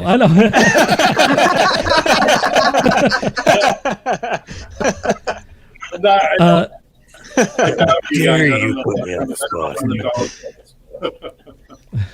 So the second drop I had was back in February, and I was and once I saw the money that was being thrown around, I thought, get me in the pipeline quicker. And they said, there's so many people that want to do it now, and we have to push it back until April 15th. But I was ready in mid-March. The one thing with these guys, they run a business for crypto art, but they don't understand the process of putting artwork together. They think I can get something done in 2 days. I'm like, no, it takes time, Yeah. That's interesting. Michelle has a question for you. She says, Mark, are you going through convention withdrawal? Yes. Yes. I actually, I've been turning conventions down. People wanted me. There's one in Redding, California, which is very North California. The guy was hoping to have me there, and I'm not ready yet. So I'm thinking the first thing I'm going to do is probably mid-August at this point. It's going to start off with a library, and then I'm going to do this guy's Redding, California one in September 1st, and then maybe I'll finish up with 3 or 4 at the end of the year. By the way, I got a question for you guys. Sure, yeah. Who's getting their vaccines, or who got vaccines so far? I have Anybody? one. I'm halfway through. I'm halfway through also. I got mine a week ago. So right on. I got my second shot today. All right. I haven't Now, done I'm- yet. I'm- I'm a complete homebody, especially since I lost my job at the beginning of the year because of COVID, but I'm also going through a disability thing. So I don't ever leave the house. So I'm waiting until they get the Johnson & Johnson shot to 1 shot, and then It's a good plan. That's a good plan too. Yeah. I'm waiting on my superpowers to kick in. That's all I can say. I'm still Me waiting, too. Walt, and I got mine before you did. I mean, I think the only superpower I gained from this shot is last week I had my last wisdom tooth pulled. I only needed 2 Tylenol for the pain. That's it. I haven't had anything else since then. So I think that's my superpower. I think There you pain go. only lasts for about that long, and then There you hey, go. Wow. Dang. Mike's back again. Mark, we had Marianne Childress on earlier. She's an artist in her early 20s. Sure. And one of the things that she talked about is how her artwork, she looked back at artwork that she did, 6 months ago or something, and it was not as good as what she was producing. As someone who's been doing this for a while, how do you feel about that? Do you look back at your art 6 months, a year ago, and say that you're doing much better stuff than you did? There's a point where that is an automatic situation. When you're starting, when I started out, right, back in 1985, Marvel Comics would say to me, don't come back in a week because you didn't figure it out in a week. It takes months sometimes, and maybe sometimes years. Right. So, so you get a critique, and the editor says, you need your faces are off or something like that. Go back and fix your face. You go back that day, you fix the face. Okay, now I'm a professional. It doesn't happen like that. It's a whole process, right? So it's Marianne. Is her name Yes. Marianne? Yes. Yeah, I remember her because she's sent some artwork on my Oh, my yeah. Facebook page. But I do. She's a sweetie. Yeah. But for me now, because I've been doing this for so long, it's a muscle memory for me now, and I don't know that I can learn. I hate to say you stop learning, but it kicks into another gear now because I've been doing it for so long. The challenges are different. Like I can work with a guy who I've worked with for years, say Mike McCone or Ron Lim or Jim Calafiore, and Name dropper. No, yeah, these guys are just friends of mine, But those guys, they know what they're doing, so it's a lot easier for me to understand where they're going with it. Now, if I'm working with a guy who's brand new, they maybe don't have it down solid, so that's where I kick into gear, where my knowledge kicks in, and then I can improve on their stuff. For sure. At some point, I will ink a Marianne piece, and figure we'll work something out together, so I can maybe give her little tidbits and something like that. Nice. I'd love to see that. Sweet. Yeah, Absolutely. Yeah, definitely. Mark, what are you working We'll on do that. now? So my next drop really is where I'm at right now. I had the new Banana Tail book came out. I did it for Kickstarter. Hey, you funded that right after our last episode with you. You funded your last Kickstarter. Yeah, I made enough to do it, and I'm proud of it. It came out nice. It's a wraparound cover. That's cool. I'm going to bring you up here. Yeah, it came out nice. Oh. Yeah, so There you go. my lighting sucks. It looks So great. the monkeys, the monkey's embossed on there. He comes out a little bit, so it's kind of nice. Oh, nice. cool. Yeah. That's nice. the problem- Thanks, man. Yeah, but I need to get out on the road and promote it. It's that's the other problem. I have 15 cases in the garage right now. Hey, tell people where they can find you, Mark. Sure. So, I'm starting a new Facebook page. The other one I lost control of. So I'm at Mark A. McKenna on Facebook. I think I'm on Instagram at McInks1. And then my websites are markmckennaart.com, bananatail.com, and then combatjacks.com are all under my own thing. And then, I have kind of a virtual studio called Virtual Inks Inc., which I kind of spearheaded a few years ago. We did this one book called The Tomb of Balberith. I don't know if I showed this to you guys originally, where I did this kind of horror book. No, that's cool. That's pretty cool. Yeah, it's a wraparound cover too. We did it. I did it in black and white. Nice. Nice. Like old school EC, you know. And I got a bunch of young guys that were learning the business, and what I did is I said to them, "You guys are responsible for 12 pages each, and if you need help with the writing or something," I said, "we'll keep it to ourselves. We'll help each other out, and we'll do this." We did a 48-page book that came out real nice, but you know, the other guys, one guy went off. My friend Victor, he works at West Point. He actually handles the weapons simulation center at West Point. So Holy cats! Wow. Yeah, he teaches the kids how to shoot guns and stuff. We're pretty cool. Like he drops that like it's like nothing. Like yeah, I know. like he brings everyone the drinks. You know, handles all the weapon systems that can destroy a continent. You know. Yeah. And that takes me back to: do they have challenge coins? You collect those? I have a couple of those myself. Yeah. I have the Isadora campaign has challenge coins. Oh, that's right. It does. Right. I made challenge coins. Yes, that's right. I forgot about that. That's the topic of the night is challenge coins. Yeah. So everything else is good. Between getting ready for the next NFTs and teaching and just getting ready, you know, I'm by April 15th, I'll hopefully, you know, all this stuff will be gone as far as COVID in my house. My wife's all done with it. My best friend's done with it. So we're just, we're moving along.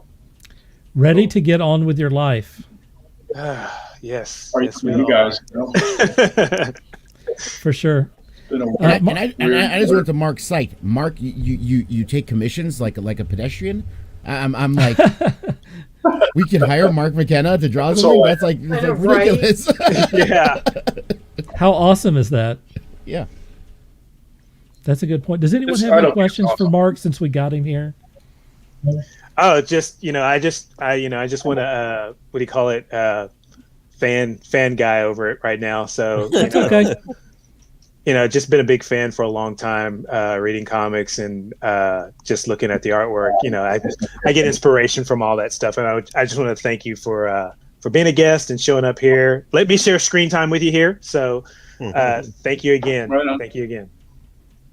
Thanks, Walt. I appreciate that. I was reminiscing the other day, and I posted a bunch of my Iron Man covers that I did back in '94, and I actually didn't even remember how many issues I had done, and I had worked on 13 issues.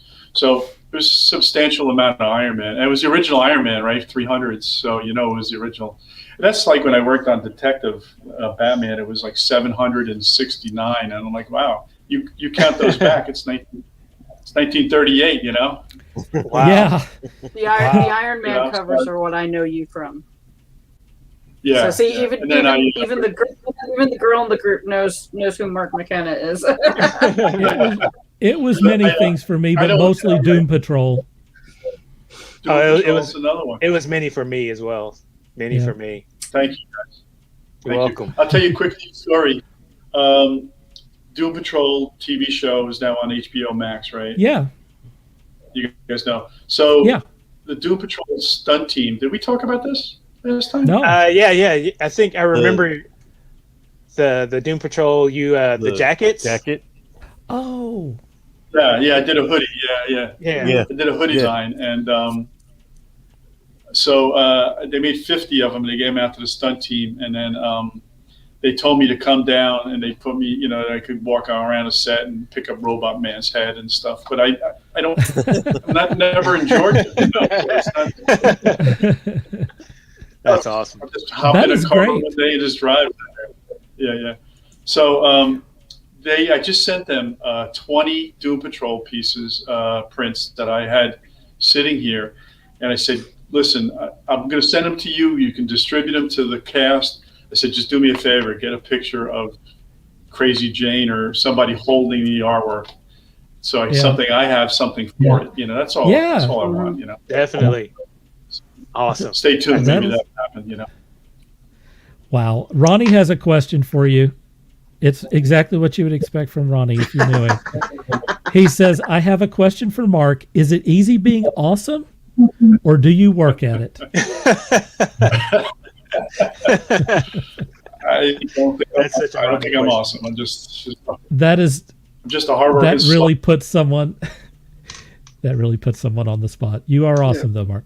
You know, I'm going to add to the stream here one of our regular someone who comments on our stuff. I invited him on the deal. I invited a lot of the people who comment on, who's here every week, commenting on stuff and telling us, what their opinions are, because, look, we're not a big deal. We're getting there. We're trying, but having people chime in and tell us stuff and contribute and watch this show, we really, really appreciate that. And like I said, I invited a lot of people on here that just watch the show. And Steve is probably the only person who had the guts to show up on this thing. So, Steve, welcome to the show, man. Well, you extended the invite, and there's no way I couldn't, And of course, Walt put out the call for Disco Zombies, and I just had to show up. Yeah. Steve also has a connection with Walt. Do you want to speak to how long you guys have known each other? And Oh, absolutely. We're fellow Okies. I'm from Tulsa, of course. So when we met up at the Art Institute in Dallas, probably around 1990, I guess. And that's, 89. 1990. Oh, is it 89? Okay, 89. my bad. My math. I'm an artist. I don't do math. Hallelujah. I'm a writer. I tell them the same thing. They don't believe me. Well, see, anybody that knows me, they say, of course he's an artist. He doesn't do math. That's just a given. Don't ever ask anybody or ask me to put 2 and 2 together, because you'll get 18 every time. Me, I get PO'd if you ask me to math. But yeah, we met in 1989 at the Art Institute of Dallas. Walt was an infinitely better illustrator than I was, and I took the wrong path of going straight into advertising. So that's pretty much where I am now. That's cool, man. You know what I'm going to do? I'm going to throw a question to the group. Oh shit! Is it multiple choice? No. Is it fill in the blank? I have a feeling that everyone's Probably going to fill be the able. blank with our luck. And I'm the only one who's been here drinking, and I haven't slipped yet. This is going to be the easiest question ever. I think everyone here is probably be able to say something. Have you been watching the Falcon and the Winter Soldier? Did you watch the second episode? And what are your thoughts on that? And just to put Steve, have you not been watching it? Well, I got to be honest. I just caught up with WandaVision. So, All right. I figured I was going to wait for that whole thing That's to show okay. up. I can't do the whole weekday thing, the whole weekly thing. So I'm not going to put anyone on the spot. I know that GA has watched it. You want to chime in? Yeah. I mean, on my channel, we've been doing literally live watch parties for WandaVision and now Falcon and the Soldier at like 2 a.m. At 3 a.m. or something? Yeah. Dude. Awesome. That's Dude. awesome. Watch party. So when it drops, you're on the deal. Yep. If I stay up some night, I'm gonna watch that. You can watch it if you can join the panel if you want. Oh my gosh, I may do that. Yeah, because we use this app called Teleparty. Teleparty, it used to be called Teleparty, or I forgot what it's called now. Yeah, Teleparty. Where as long as people have a subscription to whatever service it is, you can do a watch party and everyone can watch it together. nice. Yeah. But yeah, I mean, you can see the difference between that and WandaVision. WandaVision was this self-contained story that was talking about grief and about pain and depression, whereas this is your buddy cop action bang 'em up. Oh man, is it kind of thing? Yeah. Mm-hmm. And I'm enjoying it so far, and they are hitting some real social notes already early Yes, they on, are. Yes. in the show. Mark, have you been watching it? I'm on top of all of it. Yeah. Are you? Is everybody on top of it? I don't want spoilers. No. No, it's okay. Hang on. I'm afraid they see something. Man,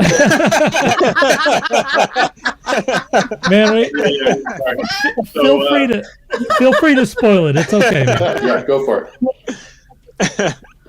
Well, Johnny Walker. Yeah. He was in the comics, right? Yes. Yeah. I thought U.S. agent. But it just I see JW. That's who it is, right? Okay. Yeah. Because I actually did a U.S. agent on the Nomad cover.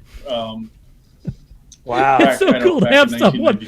Oh, I love that. It's so cool to have someone that's done the character. I think I actually have that in the box in the comic book awesome. box. That's scary. I got to question your sanity in that you have Mark on here and then you bring me in. I know, man. That is the craziness of the 50th episode. Yeah. Go ahead, Mark. What do you think about that? You're gonna bow out. You're done. I'm gonna bow out. Yeah. I don't want to mess anything up. No, but I'm gonna get back to the TV with my wife. That's cool, man. We're actually watching. You stayed extra long, and we appreciate your time, Mark. You're welcome on here anytime. Anytime. Yes. Anytime. Peace, guys. Take it easy, Mark. Thank you. Thank you again, Mark. Yeah. Thank you for being on the same screen as me. Seriously. Yeah, you gotta let Mark hang around, man. Are you kidding? Yeah. Oh yeah. You know, are you kidding? I'm a nobody, and in the last year, I've been on the same screen with Mark McKenna and previous to this, David Finch. It's just like wow. Yeah. Oh my gosh, he's like, hey, how did you hook up with David Finch? I didn't know him at all. I have another friend who's a comic creator, Jimmy Reyes, who started his own comic company called Page One Comics, and he released his first Kickstarter Indiegogo late last year. Mm-hmm. And he knows Dave Finch because he used to do some work for Marvel and DC, and he's worked with Dave Finch. So because they had a relationship, Dave Finch actually did a cover for him. My God! What? Wow. Yeah. Dave Finch would be like in my, top 5 people I would like to get on here, to be honest. We were just talking about like my number one guy is James Gunn. I would love to get James Gunn on here and like talk to him. Oh man. I have so many things I'd like to talk to him about. Walt, let's get your opinion on Falcon and the Winter Soldier. I have to say that I'm a big fan of the Truth miniseries, and seeing Isaiah Bradley pop up. Yes. Hey, Scott, it's nice of you to drop by. I was just like, that in itself, that story in itself would make a good little short story for Disney Plus. If they don't do that story because when you think about it, the Captain America, the First Avenger, personally, I want to see more stories of older Captain America, some of the other, missions and things that he went through. Mm-hmm. I think doing the Korean War story with Isaiah Bradley would be an awesome. Agree. Would be an awesome miniseries. That would be great. Especially if they bring Bucky into it and they delve into more of the Winter Soldier's past. Yeah, they knew each other. Yeah. Yes. So good point. That's just spoiler alert, Steve. Yeah. No. Don't worry. This is why I tune into this every week, is because I don't literally have no one else on the planet to talk about this with. And so aside from Walt, and so every Tuesday, this is part of the beauty of it, is that when Walt and I got to be friends, this is why we got to be friends, is that we were all, oh man, you're a geek just like me. Yes. Yeah. What's on Steve's shirt is what really got us connected. Yeah. And it was like, you watch Robotech? Yeah, I watch Robotech. I watch Robotech too. So there you go. Robotech. So, and it's like it's what got Walt and I talking at work too, Steve. Our coworkers hated us sometimes because we would be standing there just yeah. Oh yeah. Well, my daughter always laughs at me because anytime I do watch Robotech, she's always laughing at me because I'm always yelling at Min-May and I'm calling her a dirty hoe. I'm like, just get out of here. Me too. How many times did you just stare at the screen and want Lisa to just punch her square in the face? Yes. Wow. Yeah. I remember in high school, me and my best friend from high school used to sit and come in, and it was I want to say it was our third or fourth hour class, and we'd be talking about, did you watch, because it was the only class we had together our senior year. Did you watch Robotech yesterday? And these two girls that sat in front of us were like, what are y'all talking about? We're talking about this cartoon that comes on. And it's like, she's like, you guys are talking about it like it's a soap opera. And we're like, it is a soap opera. It is a soap opera. And they laughed at us. And we just told them, said, you know what? Just watch it for a week. What time does it come on? Told them what time. Just watch it for a week. Next thing you know, a week later, they're coming in and they sat in front of us and they're turning around going, that bitch Min-May. Why don't Rick just dump Min-May and just go with that? I'm like, see, there you go. So, well, Walt was talking about building plastic models during his downtime, and I said that's a huge hobby for me too. And I've got a whole closet full of Macross kits and Yamato kits and all that stuff, just like he does. And so it was destined we were going to get along just fine. Yeah. Another one of your buddies here, Keith Goodman, says, what the heck, Walt? Now you got Steve Keith? with you guys. If I knew what I was talking about, I'd try to get on too. Let me help you out. If Walt and Keith and I ever got together, it's always airplanes. It's aviation, airplanes. Yeah. And Maxine says, good to see you, Steve, son number 2. Hey, Mama, how you doing? Let's see. Beth, you want to chime in on I Know You Do on Falcon and Winter Soldier? First off, Ronnie, it's 1937. Get it right. Shame on you. Whoa! Wow. Did you just? Oh, I think I got to end the podcast right now on that. Wow. Wow. Hey, just take the mic and just. You know what that was? Drop it. You know what that was? Speaking of airplanes. WWE talk hasn't started yet, so just wow. Now Ronnie knows I love him. That was painful. I invited Ronnie on the show. Yeah, that's the other thing. I want to know why Ronnie's not on here. Come on, I invited him. He's one of the on. people I invited, and he declined. So I've been tormenting you guys with the Bucky memes all week on there, and Ronnie's been jumping on it, so I appreciate it. He says shot down by what I love. Taking your key card, Ronnie. I'm taking your key card. So yeah, episode 2, I'm getting everything I had hoped for with this series. I'm getting the redemption arc for Bucky. I'm getting the building of the bromance with Sam and Bucky, as well as, already seeing that Sam really has to figure out what the shield actually means to them all. He thinks he's got the idea, but he doesn't. So I'm really super interested in seeing how they're going to continue building that arc, hopefully to the final culmination of Sam becoming Captain America. But man, they're killing me because they're throwing up Watcher on the Wall references, and Nick Fury in space, man, that's direct Watcher on the Wall reference. And, Brendan's asking for no spoilers. Sorry, Brendan. Too You got to ride the train, man. Too late. Sorry. I'm really interested to see if they're going to do something with that whole story arc later in the movies. I know Walt and I have had plenty of conversations about, the whole Watcher on the Wall arc, Sam and Bucky both as Cap, that whole thing. And man, I'm just sitting there kind of like chewing my nails. They're doing a lot of world building here on just 2 episodes. They have introduced a lot of stuff. Yes. They've introduced, the additional super soldiers.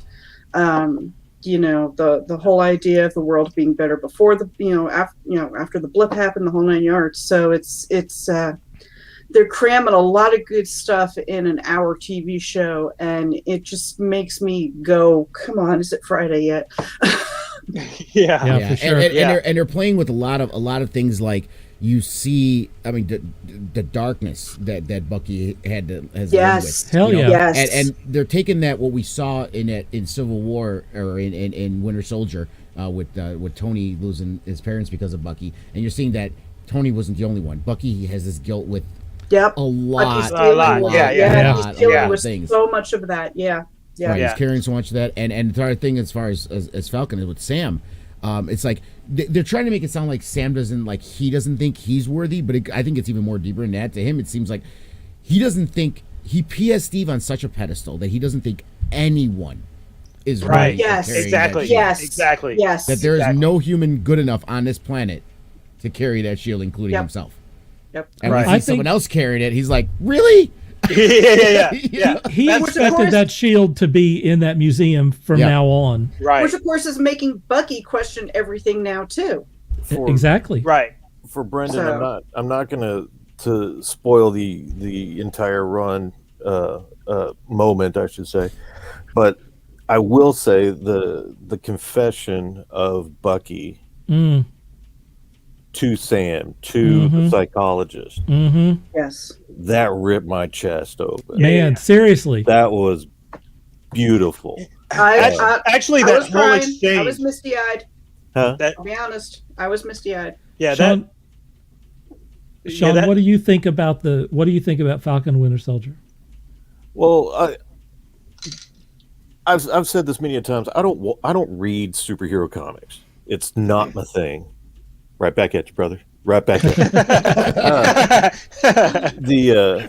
It's superheroes are not my thing. They've never been my thing. My dad introduced me to science fiction and fantasy, and I never got into the superhero stuff. I'm not against it. Obviously, I collected a lot of X-Men. Gambit is by far, of any of the superhero characters, Gambit and Rogue are probably my absolute favorite. That whole dynamic that they had. But with the introduction of the MCU, I'm now becoming fans of particular characters. Captain America specifically, absolutely fell in love with him. And then with the Winter Soldier, I knew from the comics, but I didn't really get into it or anything. Bucky is probably my favorite character of the MCU because he's such a complex character, because there's so much to him, and there's so much that we still haven't explored yet. I'm so eager. I'm so looking forward to where they take that character and how far they go with him. I would hope that Sebastian Stan signed an eternal contract that he will play this character literally up until the point that they're burying him. He's been there since the first, and he's still in there. What was it, Walt? Like an 8-movie contract he signed? He had the longest one. It was a 9-movie contract. Yeah. Wow. So and I'm guessing that there was an addition because of this Falcon Winter Soldier, because that's not a movie. No, I agree. Well, he's already had what, 5? Is it 5 or 6? 5. He's been in a lot of movies. Winter Soldier, Civil War, and the 2 Infinity War movies. So that's 4. And Black Panther. Yeah, Black Panther. Right. First Okay. Avenger, So, I mean, some of them were small. Right. Yeah.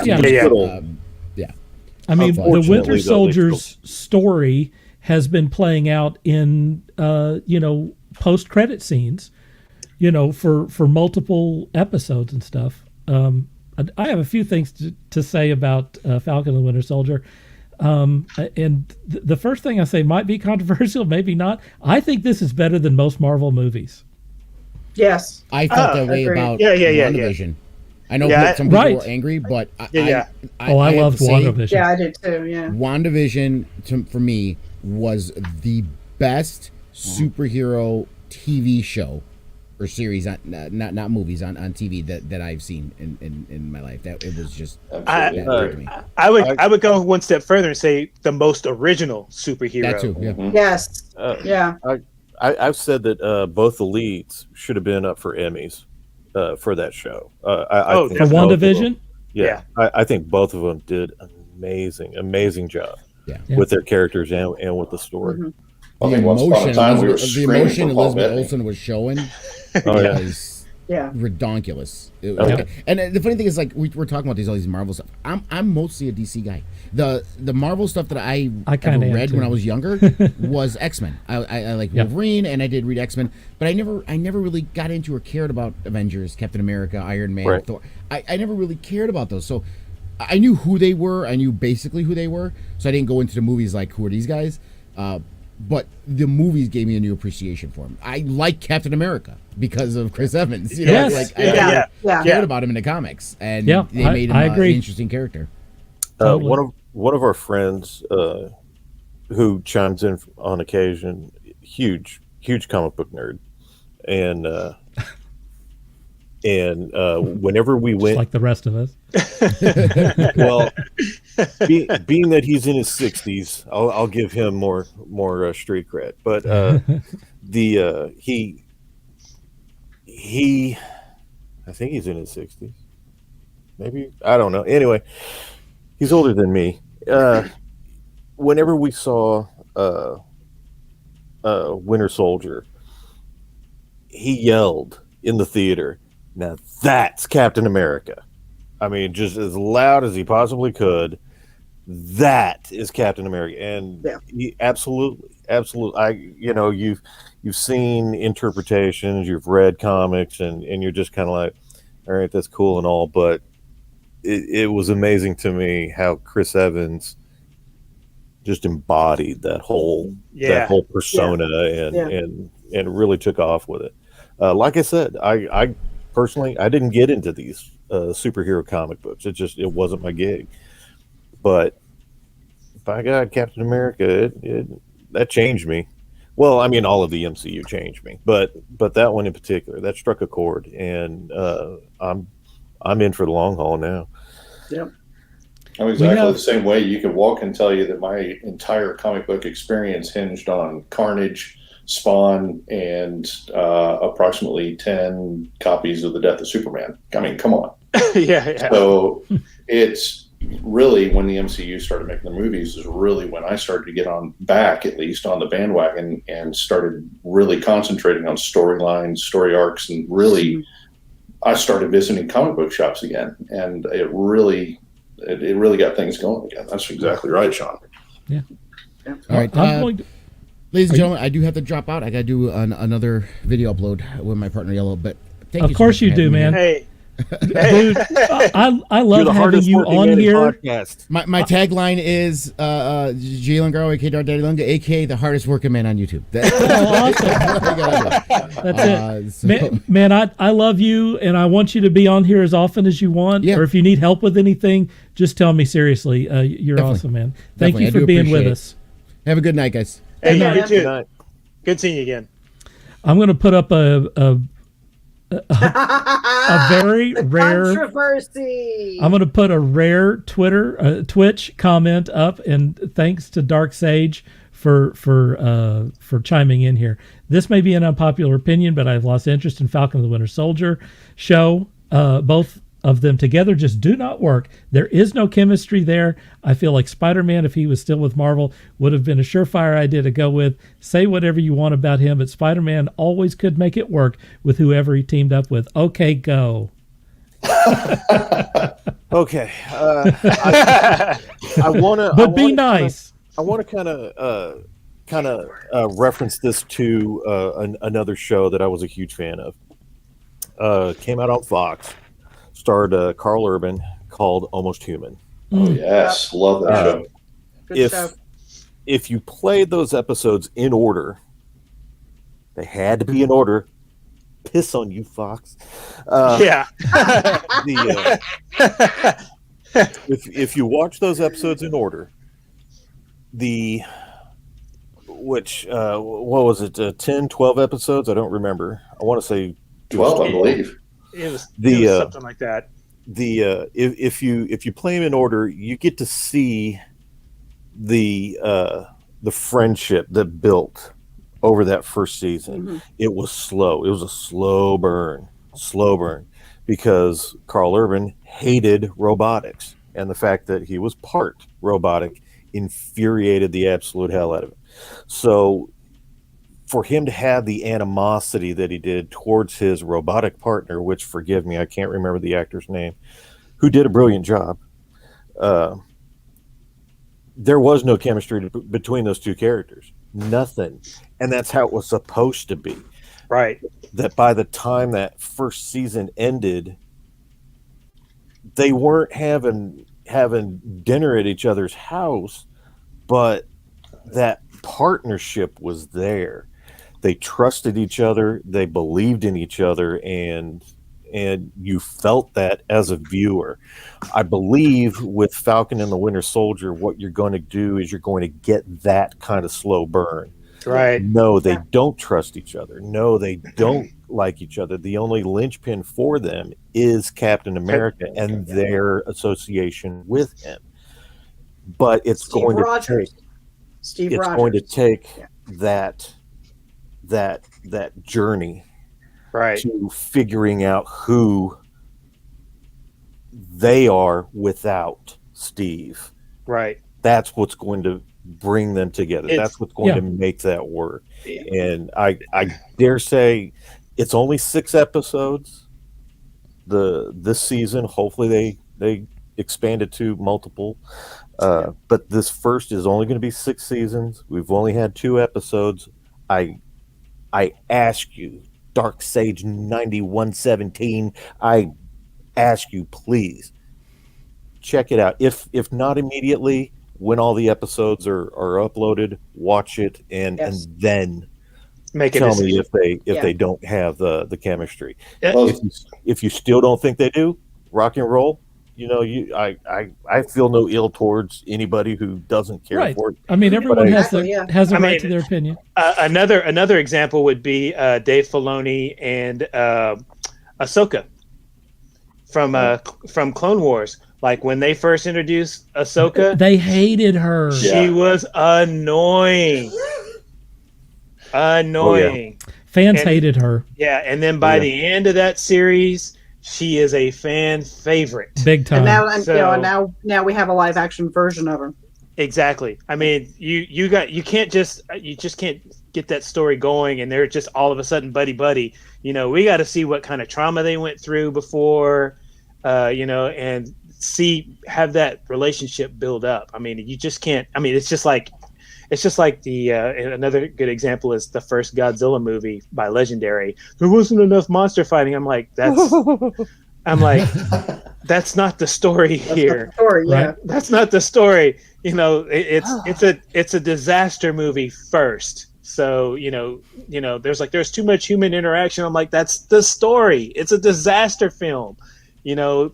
Actually, Godzilla is secondary to the story. We've got to see these people journey, and then we'll get to Godzilla. Yeah, watch Shin Godzilla. Half of that movie is like the government, the bureaucrats sitting around talking about what they're going to do about this thing that's eating up their cities. That's a great movie, but it's fascinating. Okay, there's the correlation. Now I've got Godzilla. Okay, there's the correlation. Now I can go upstairs and watch Falcon and Winter Soldier. I'm good. And when Shin Godzilla unleashes on the city, oh, it's so good. Oh, Jesus. It's so good. Oh, Christ Jesus! I have another couple of things that I wanted to say on Falcon and the Winter Soldier. And it's can I jump in real quick, Dirk? Sure. Ooh. So Dark Sage 9117. Let me throw this at you.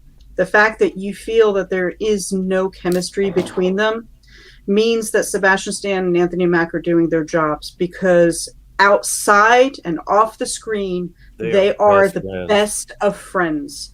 There is a bromance between these two that you see on any YouTube video you watch. So the fact that they're making you feel that way, they're doing their job. And so I agree with Sean and the guys. Give it time. Yeah. this is a slow burn. You're going to have to wait for this pot to boil. This is not a quick trip.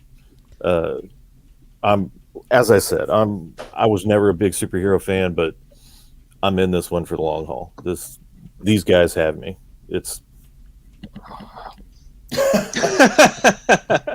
Falcon. In fact, I'll even expand a little bit more. Whenever I was a little bitty kid, used to go to the grocery store, and I don't know how many people are familiar with this. The grocery stores used to have little poly bags of like 3 comics. Have no idea what they are. You have no idea what you're getting, but you got like 3 comics for like 50 cents or a quarter or something like that.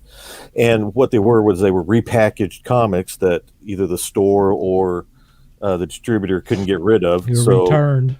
Yep. They just put them in a little bag and then threw them up on the shelf. It was a grab bag back in the day.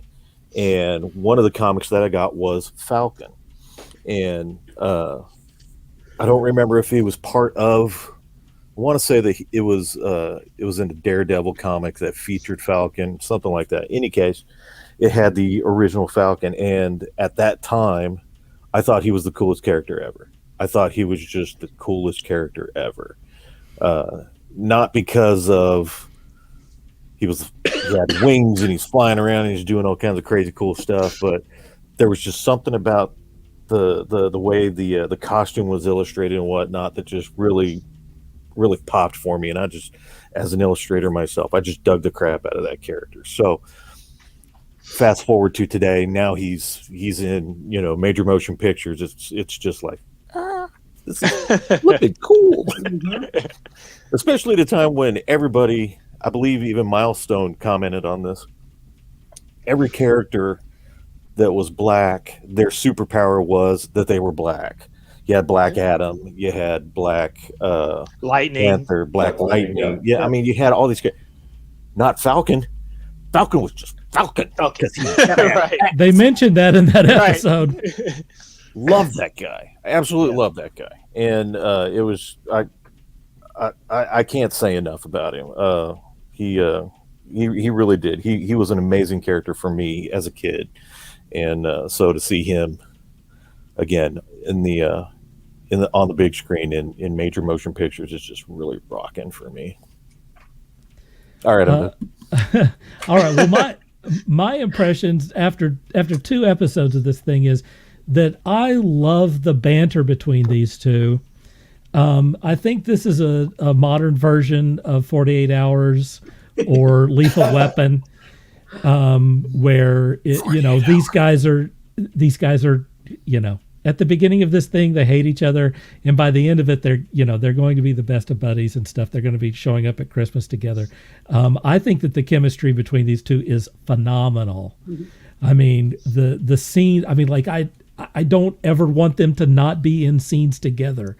They are really, the dialogue and the situation, facing those two towards each other, the staring contest, the staring contest. And I like the counselor too. She's really good in this. I think that they are really doing something special here with these 2 actors and these 2 characters. I think that what we're getting here is a 6-hour quality movie. Mm-hmm. And what I would like to put in a request for is about 8 more seasons and a movie with these 2 characters. Yes. Because I can't get enough of these. Like I said earlier, I think that this is better than most Marvel movies.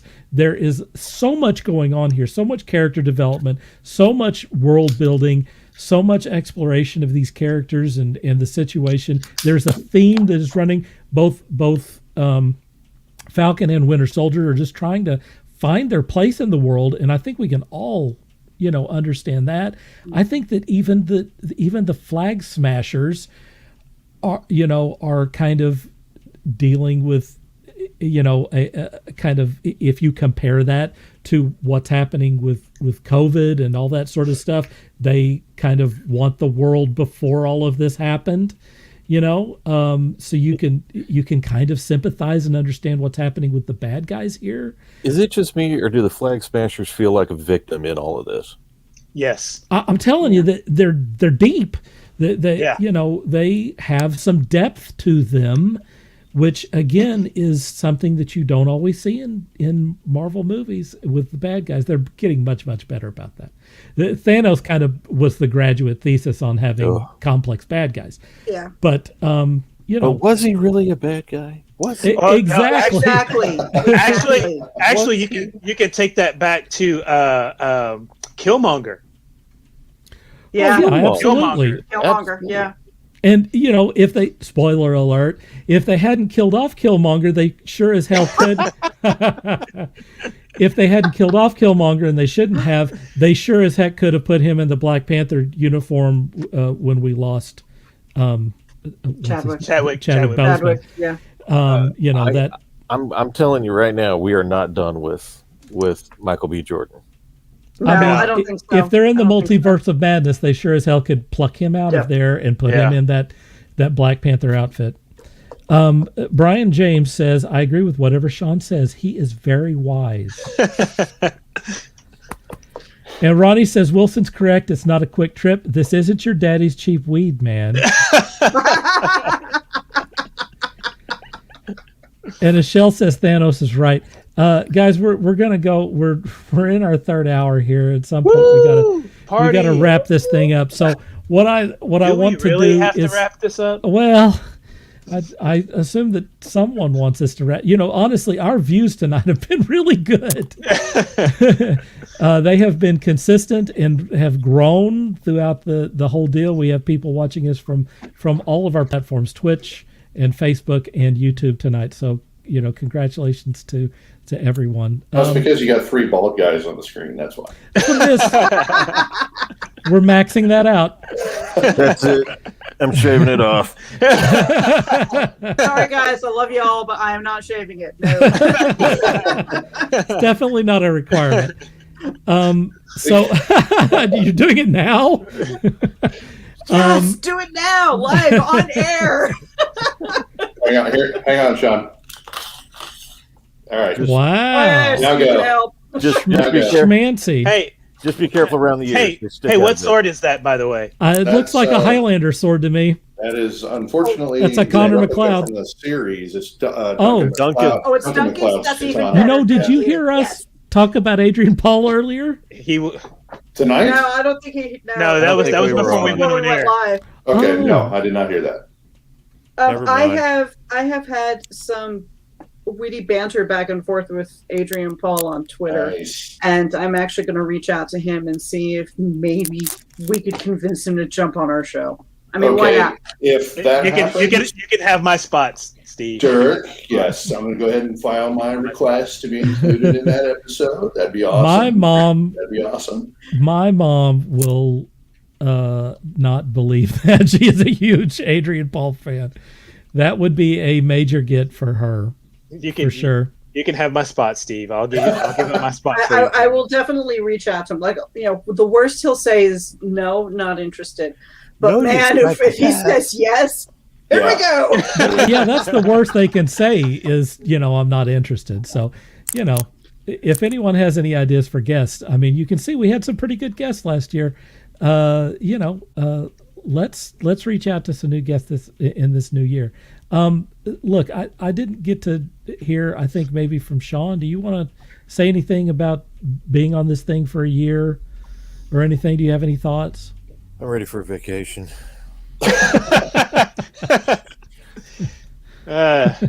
You and me both, man. You and me both. I don't know if there's anything I need to add to what's been said over the evening. I mean, it's been a great ride so far. I hope it continues. I hope it's still opening doors for not only us but for anybody that comes on. I mean, that was always the goal of the show, to lend a little bit of exposure to us and the projects we're working on, as well as giving others the opportunity that we never had when we were starting off. And Certainly. so yeah, I mean, let's keep the pedal to the metal and keep on trucking. Let's see how far we can drive this puppy before it blows up. And then let's see how far we can drive it while it's on fire. And pulling apart and leaving pieces down the road. So that's a car reference. I get that.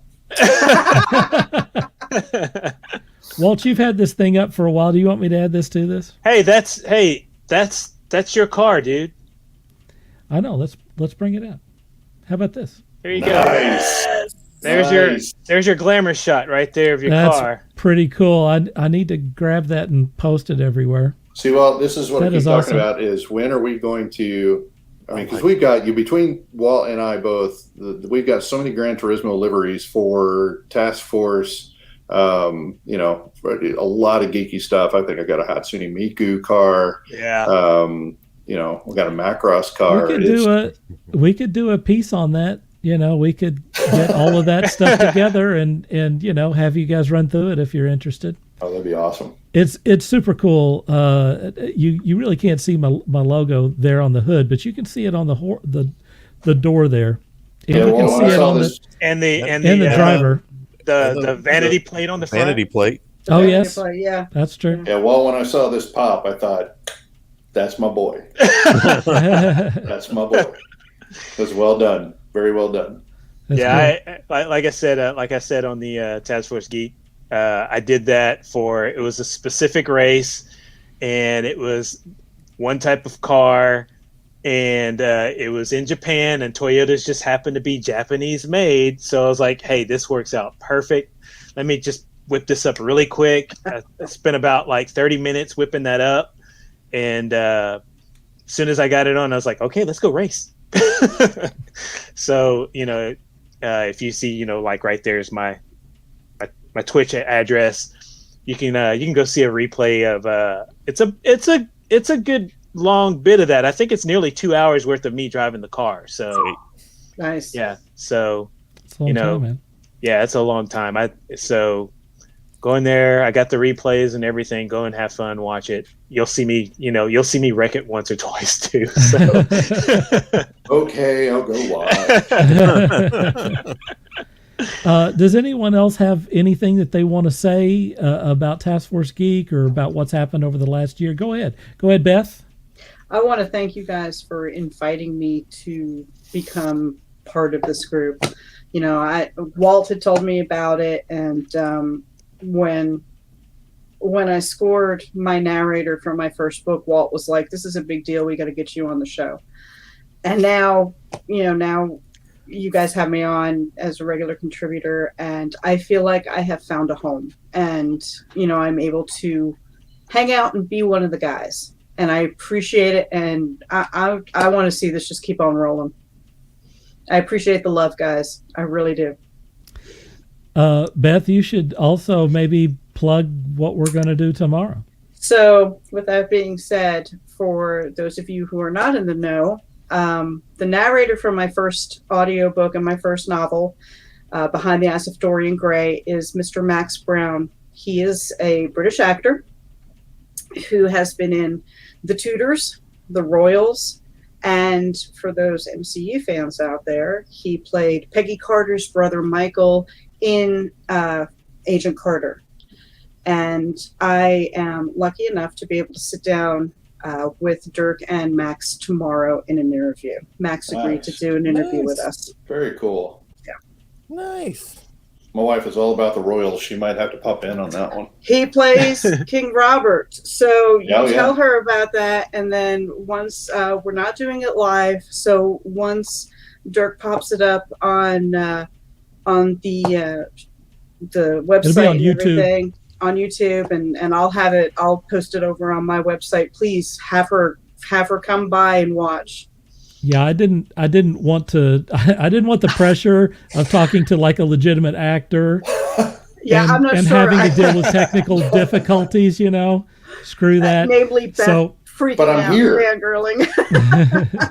So I thought that was one thing that I could maybe take off the plate and not worry about doing it live. But, that also allows us to deal with any technical stuff or whatever, and hopefully get the best interview we can get with a guy who has been in some very, very, he was in the damn, I don't care about this, movie. but he was in the damn Downton Abbey movie. That means he's immortal. I mean, Right. Downton, like I was talking, I don't know who I said this to, but I mean, basically you have Star Wars and you have, Marvel and you have Downton Abbey. I mean, it's like one of the big, pillars He's hit of 2 of the of big geekdom, so anyway, I'm pretty excited about talking to Max, and hopefully, again, that's a guy who has legitimate connections to like a lot of really cool people in Hollywood. So who knows? Who knows what will come of that? Yeah.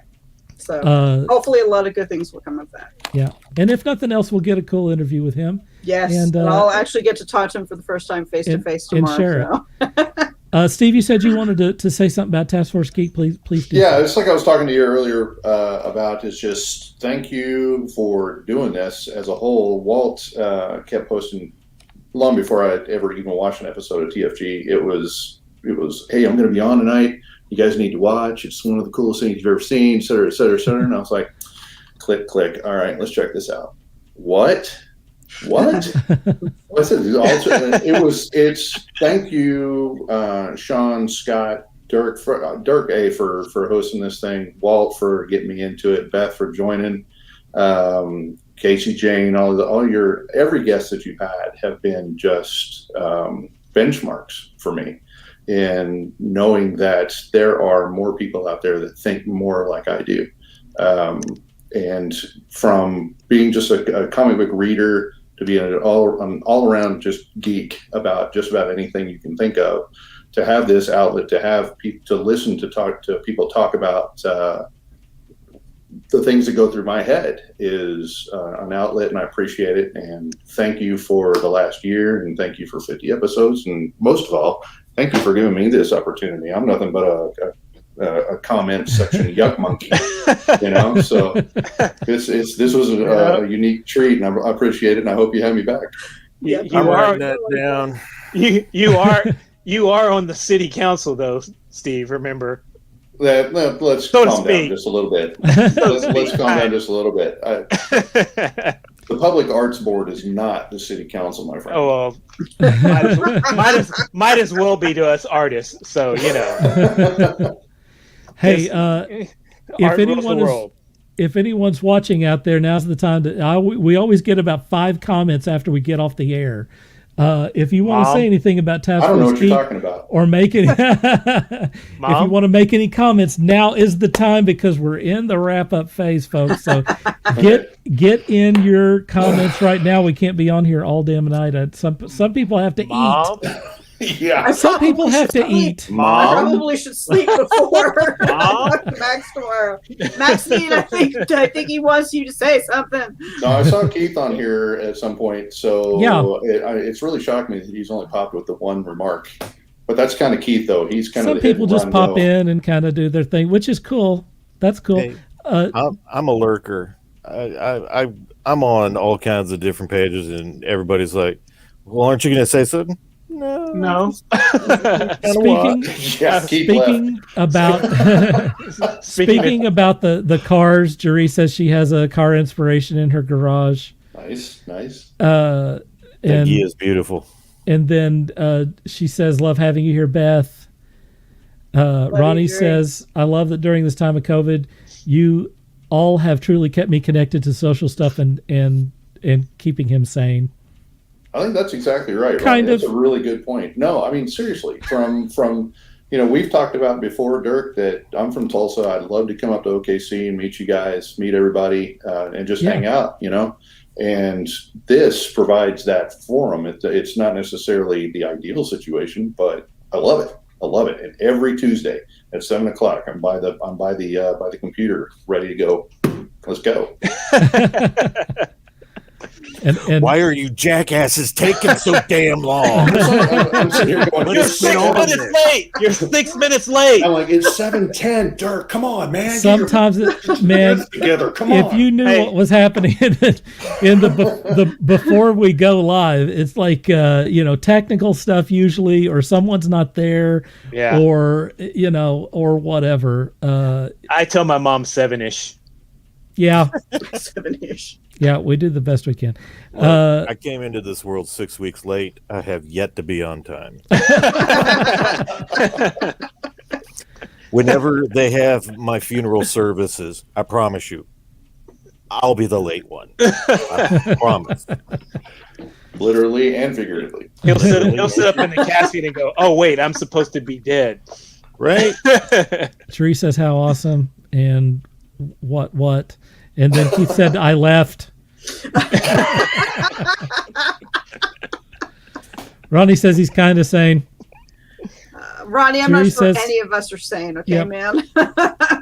And 7:01. Yeah, it's not easy to get on at 7:00 for whatever reason. Sometimes people are just logging in and like 2 minutes till, and we got to mic check and go through all the stuff and figure out kind of what we're going to do. So sometimes it's Sean Wilson, if we can maybe over here. You couldn't possibly be referencing my 5 logons trying to find a working set of headphones today. That is a small microcosm of what we deal with every Jeez. damn week. Yeah. Even if we're okay. using the same equipment, because your computer's reset and then it completely forgets all your settings, and it's one thing or another, or we're having Wi-Fi issues and trying to reset the whole system, and anyway, it's just a mess. Ronnie says if you show up to work late all the time, you get fired. No one can fire us from this. That's the brilliance of running your own damn show. Right. Ronnie, We're never late. Ronnie, you gotta give a shit first. We are on our own time. We're Well, on Ronnie says time. 7:01 on our is own late. time. Ronnie, Taskforce Geek is. in the words of Gandalf, we arrive exactly when we're supposed to. Wow, double burn, Gandalf burn. She did that to you twice today, man. I love you, Ronnie. I really Wowzer. do. This is your movie. And you know she means it because she gave you hands heart. She gave me the hand hearts. I can give you the little Korean heart, meaning I love you as well. So there you go. All right, folks, we're going to bring it home. We can't be on here forever.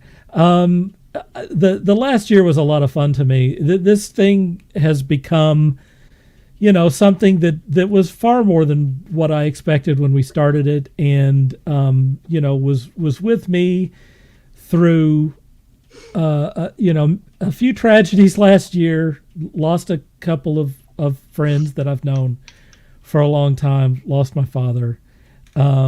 Had to deal with COVID and all of the things that that were connected to that thing. It's just a lot of stuff. But this show, which again I'm not getting paid for, it takes about a day and a half of my creative time, is something that was always there for me and always was something valuable. Like just if nothing else, getting to see friends or to talk to friends on this thing, but also to get to meet some of the great people that you met tonight. That's the sort of stuff that it wouldn't have happened if it wasn't for the show Taskforce Geek.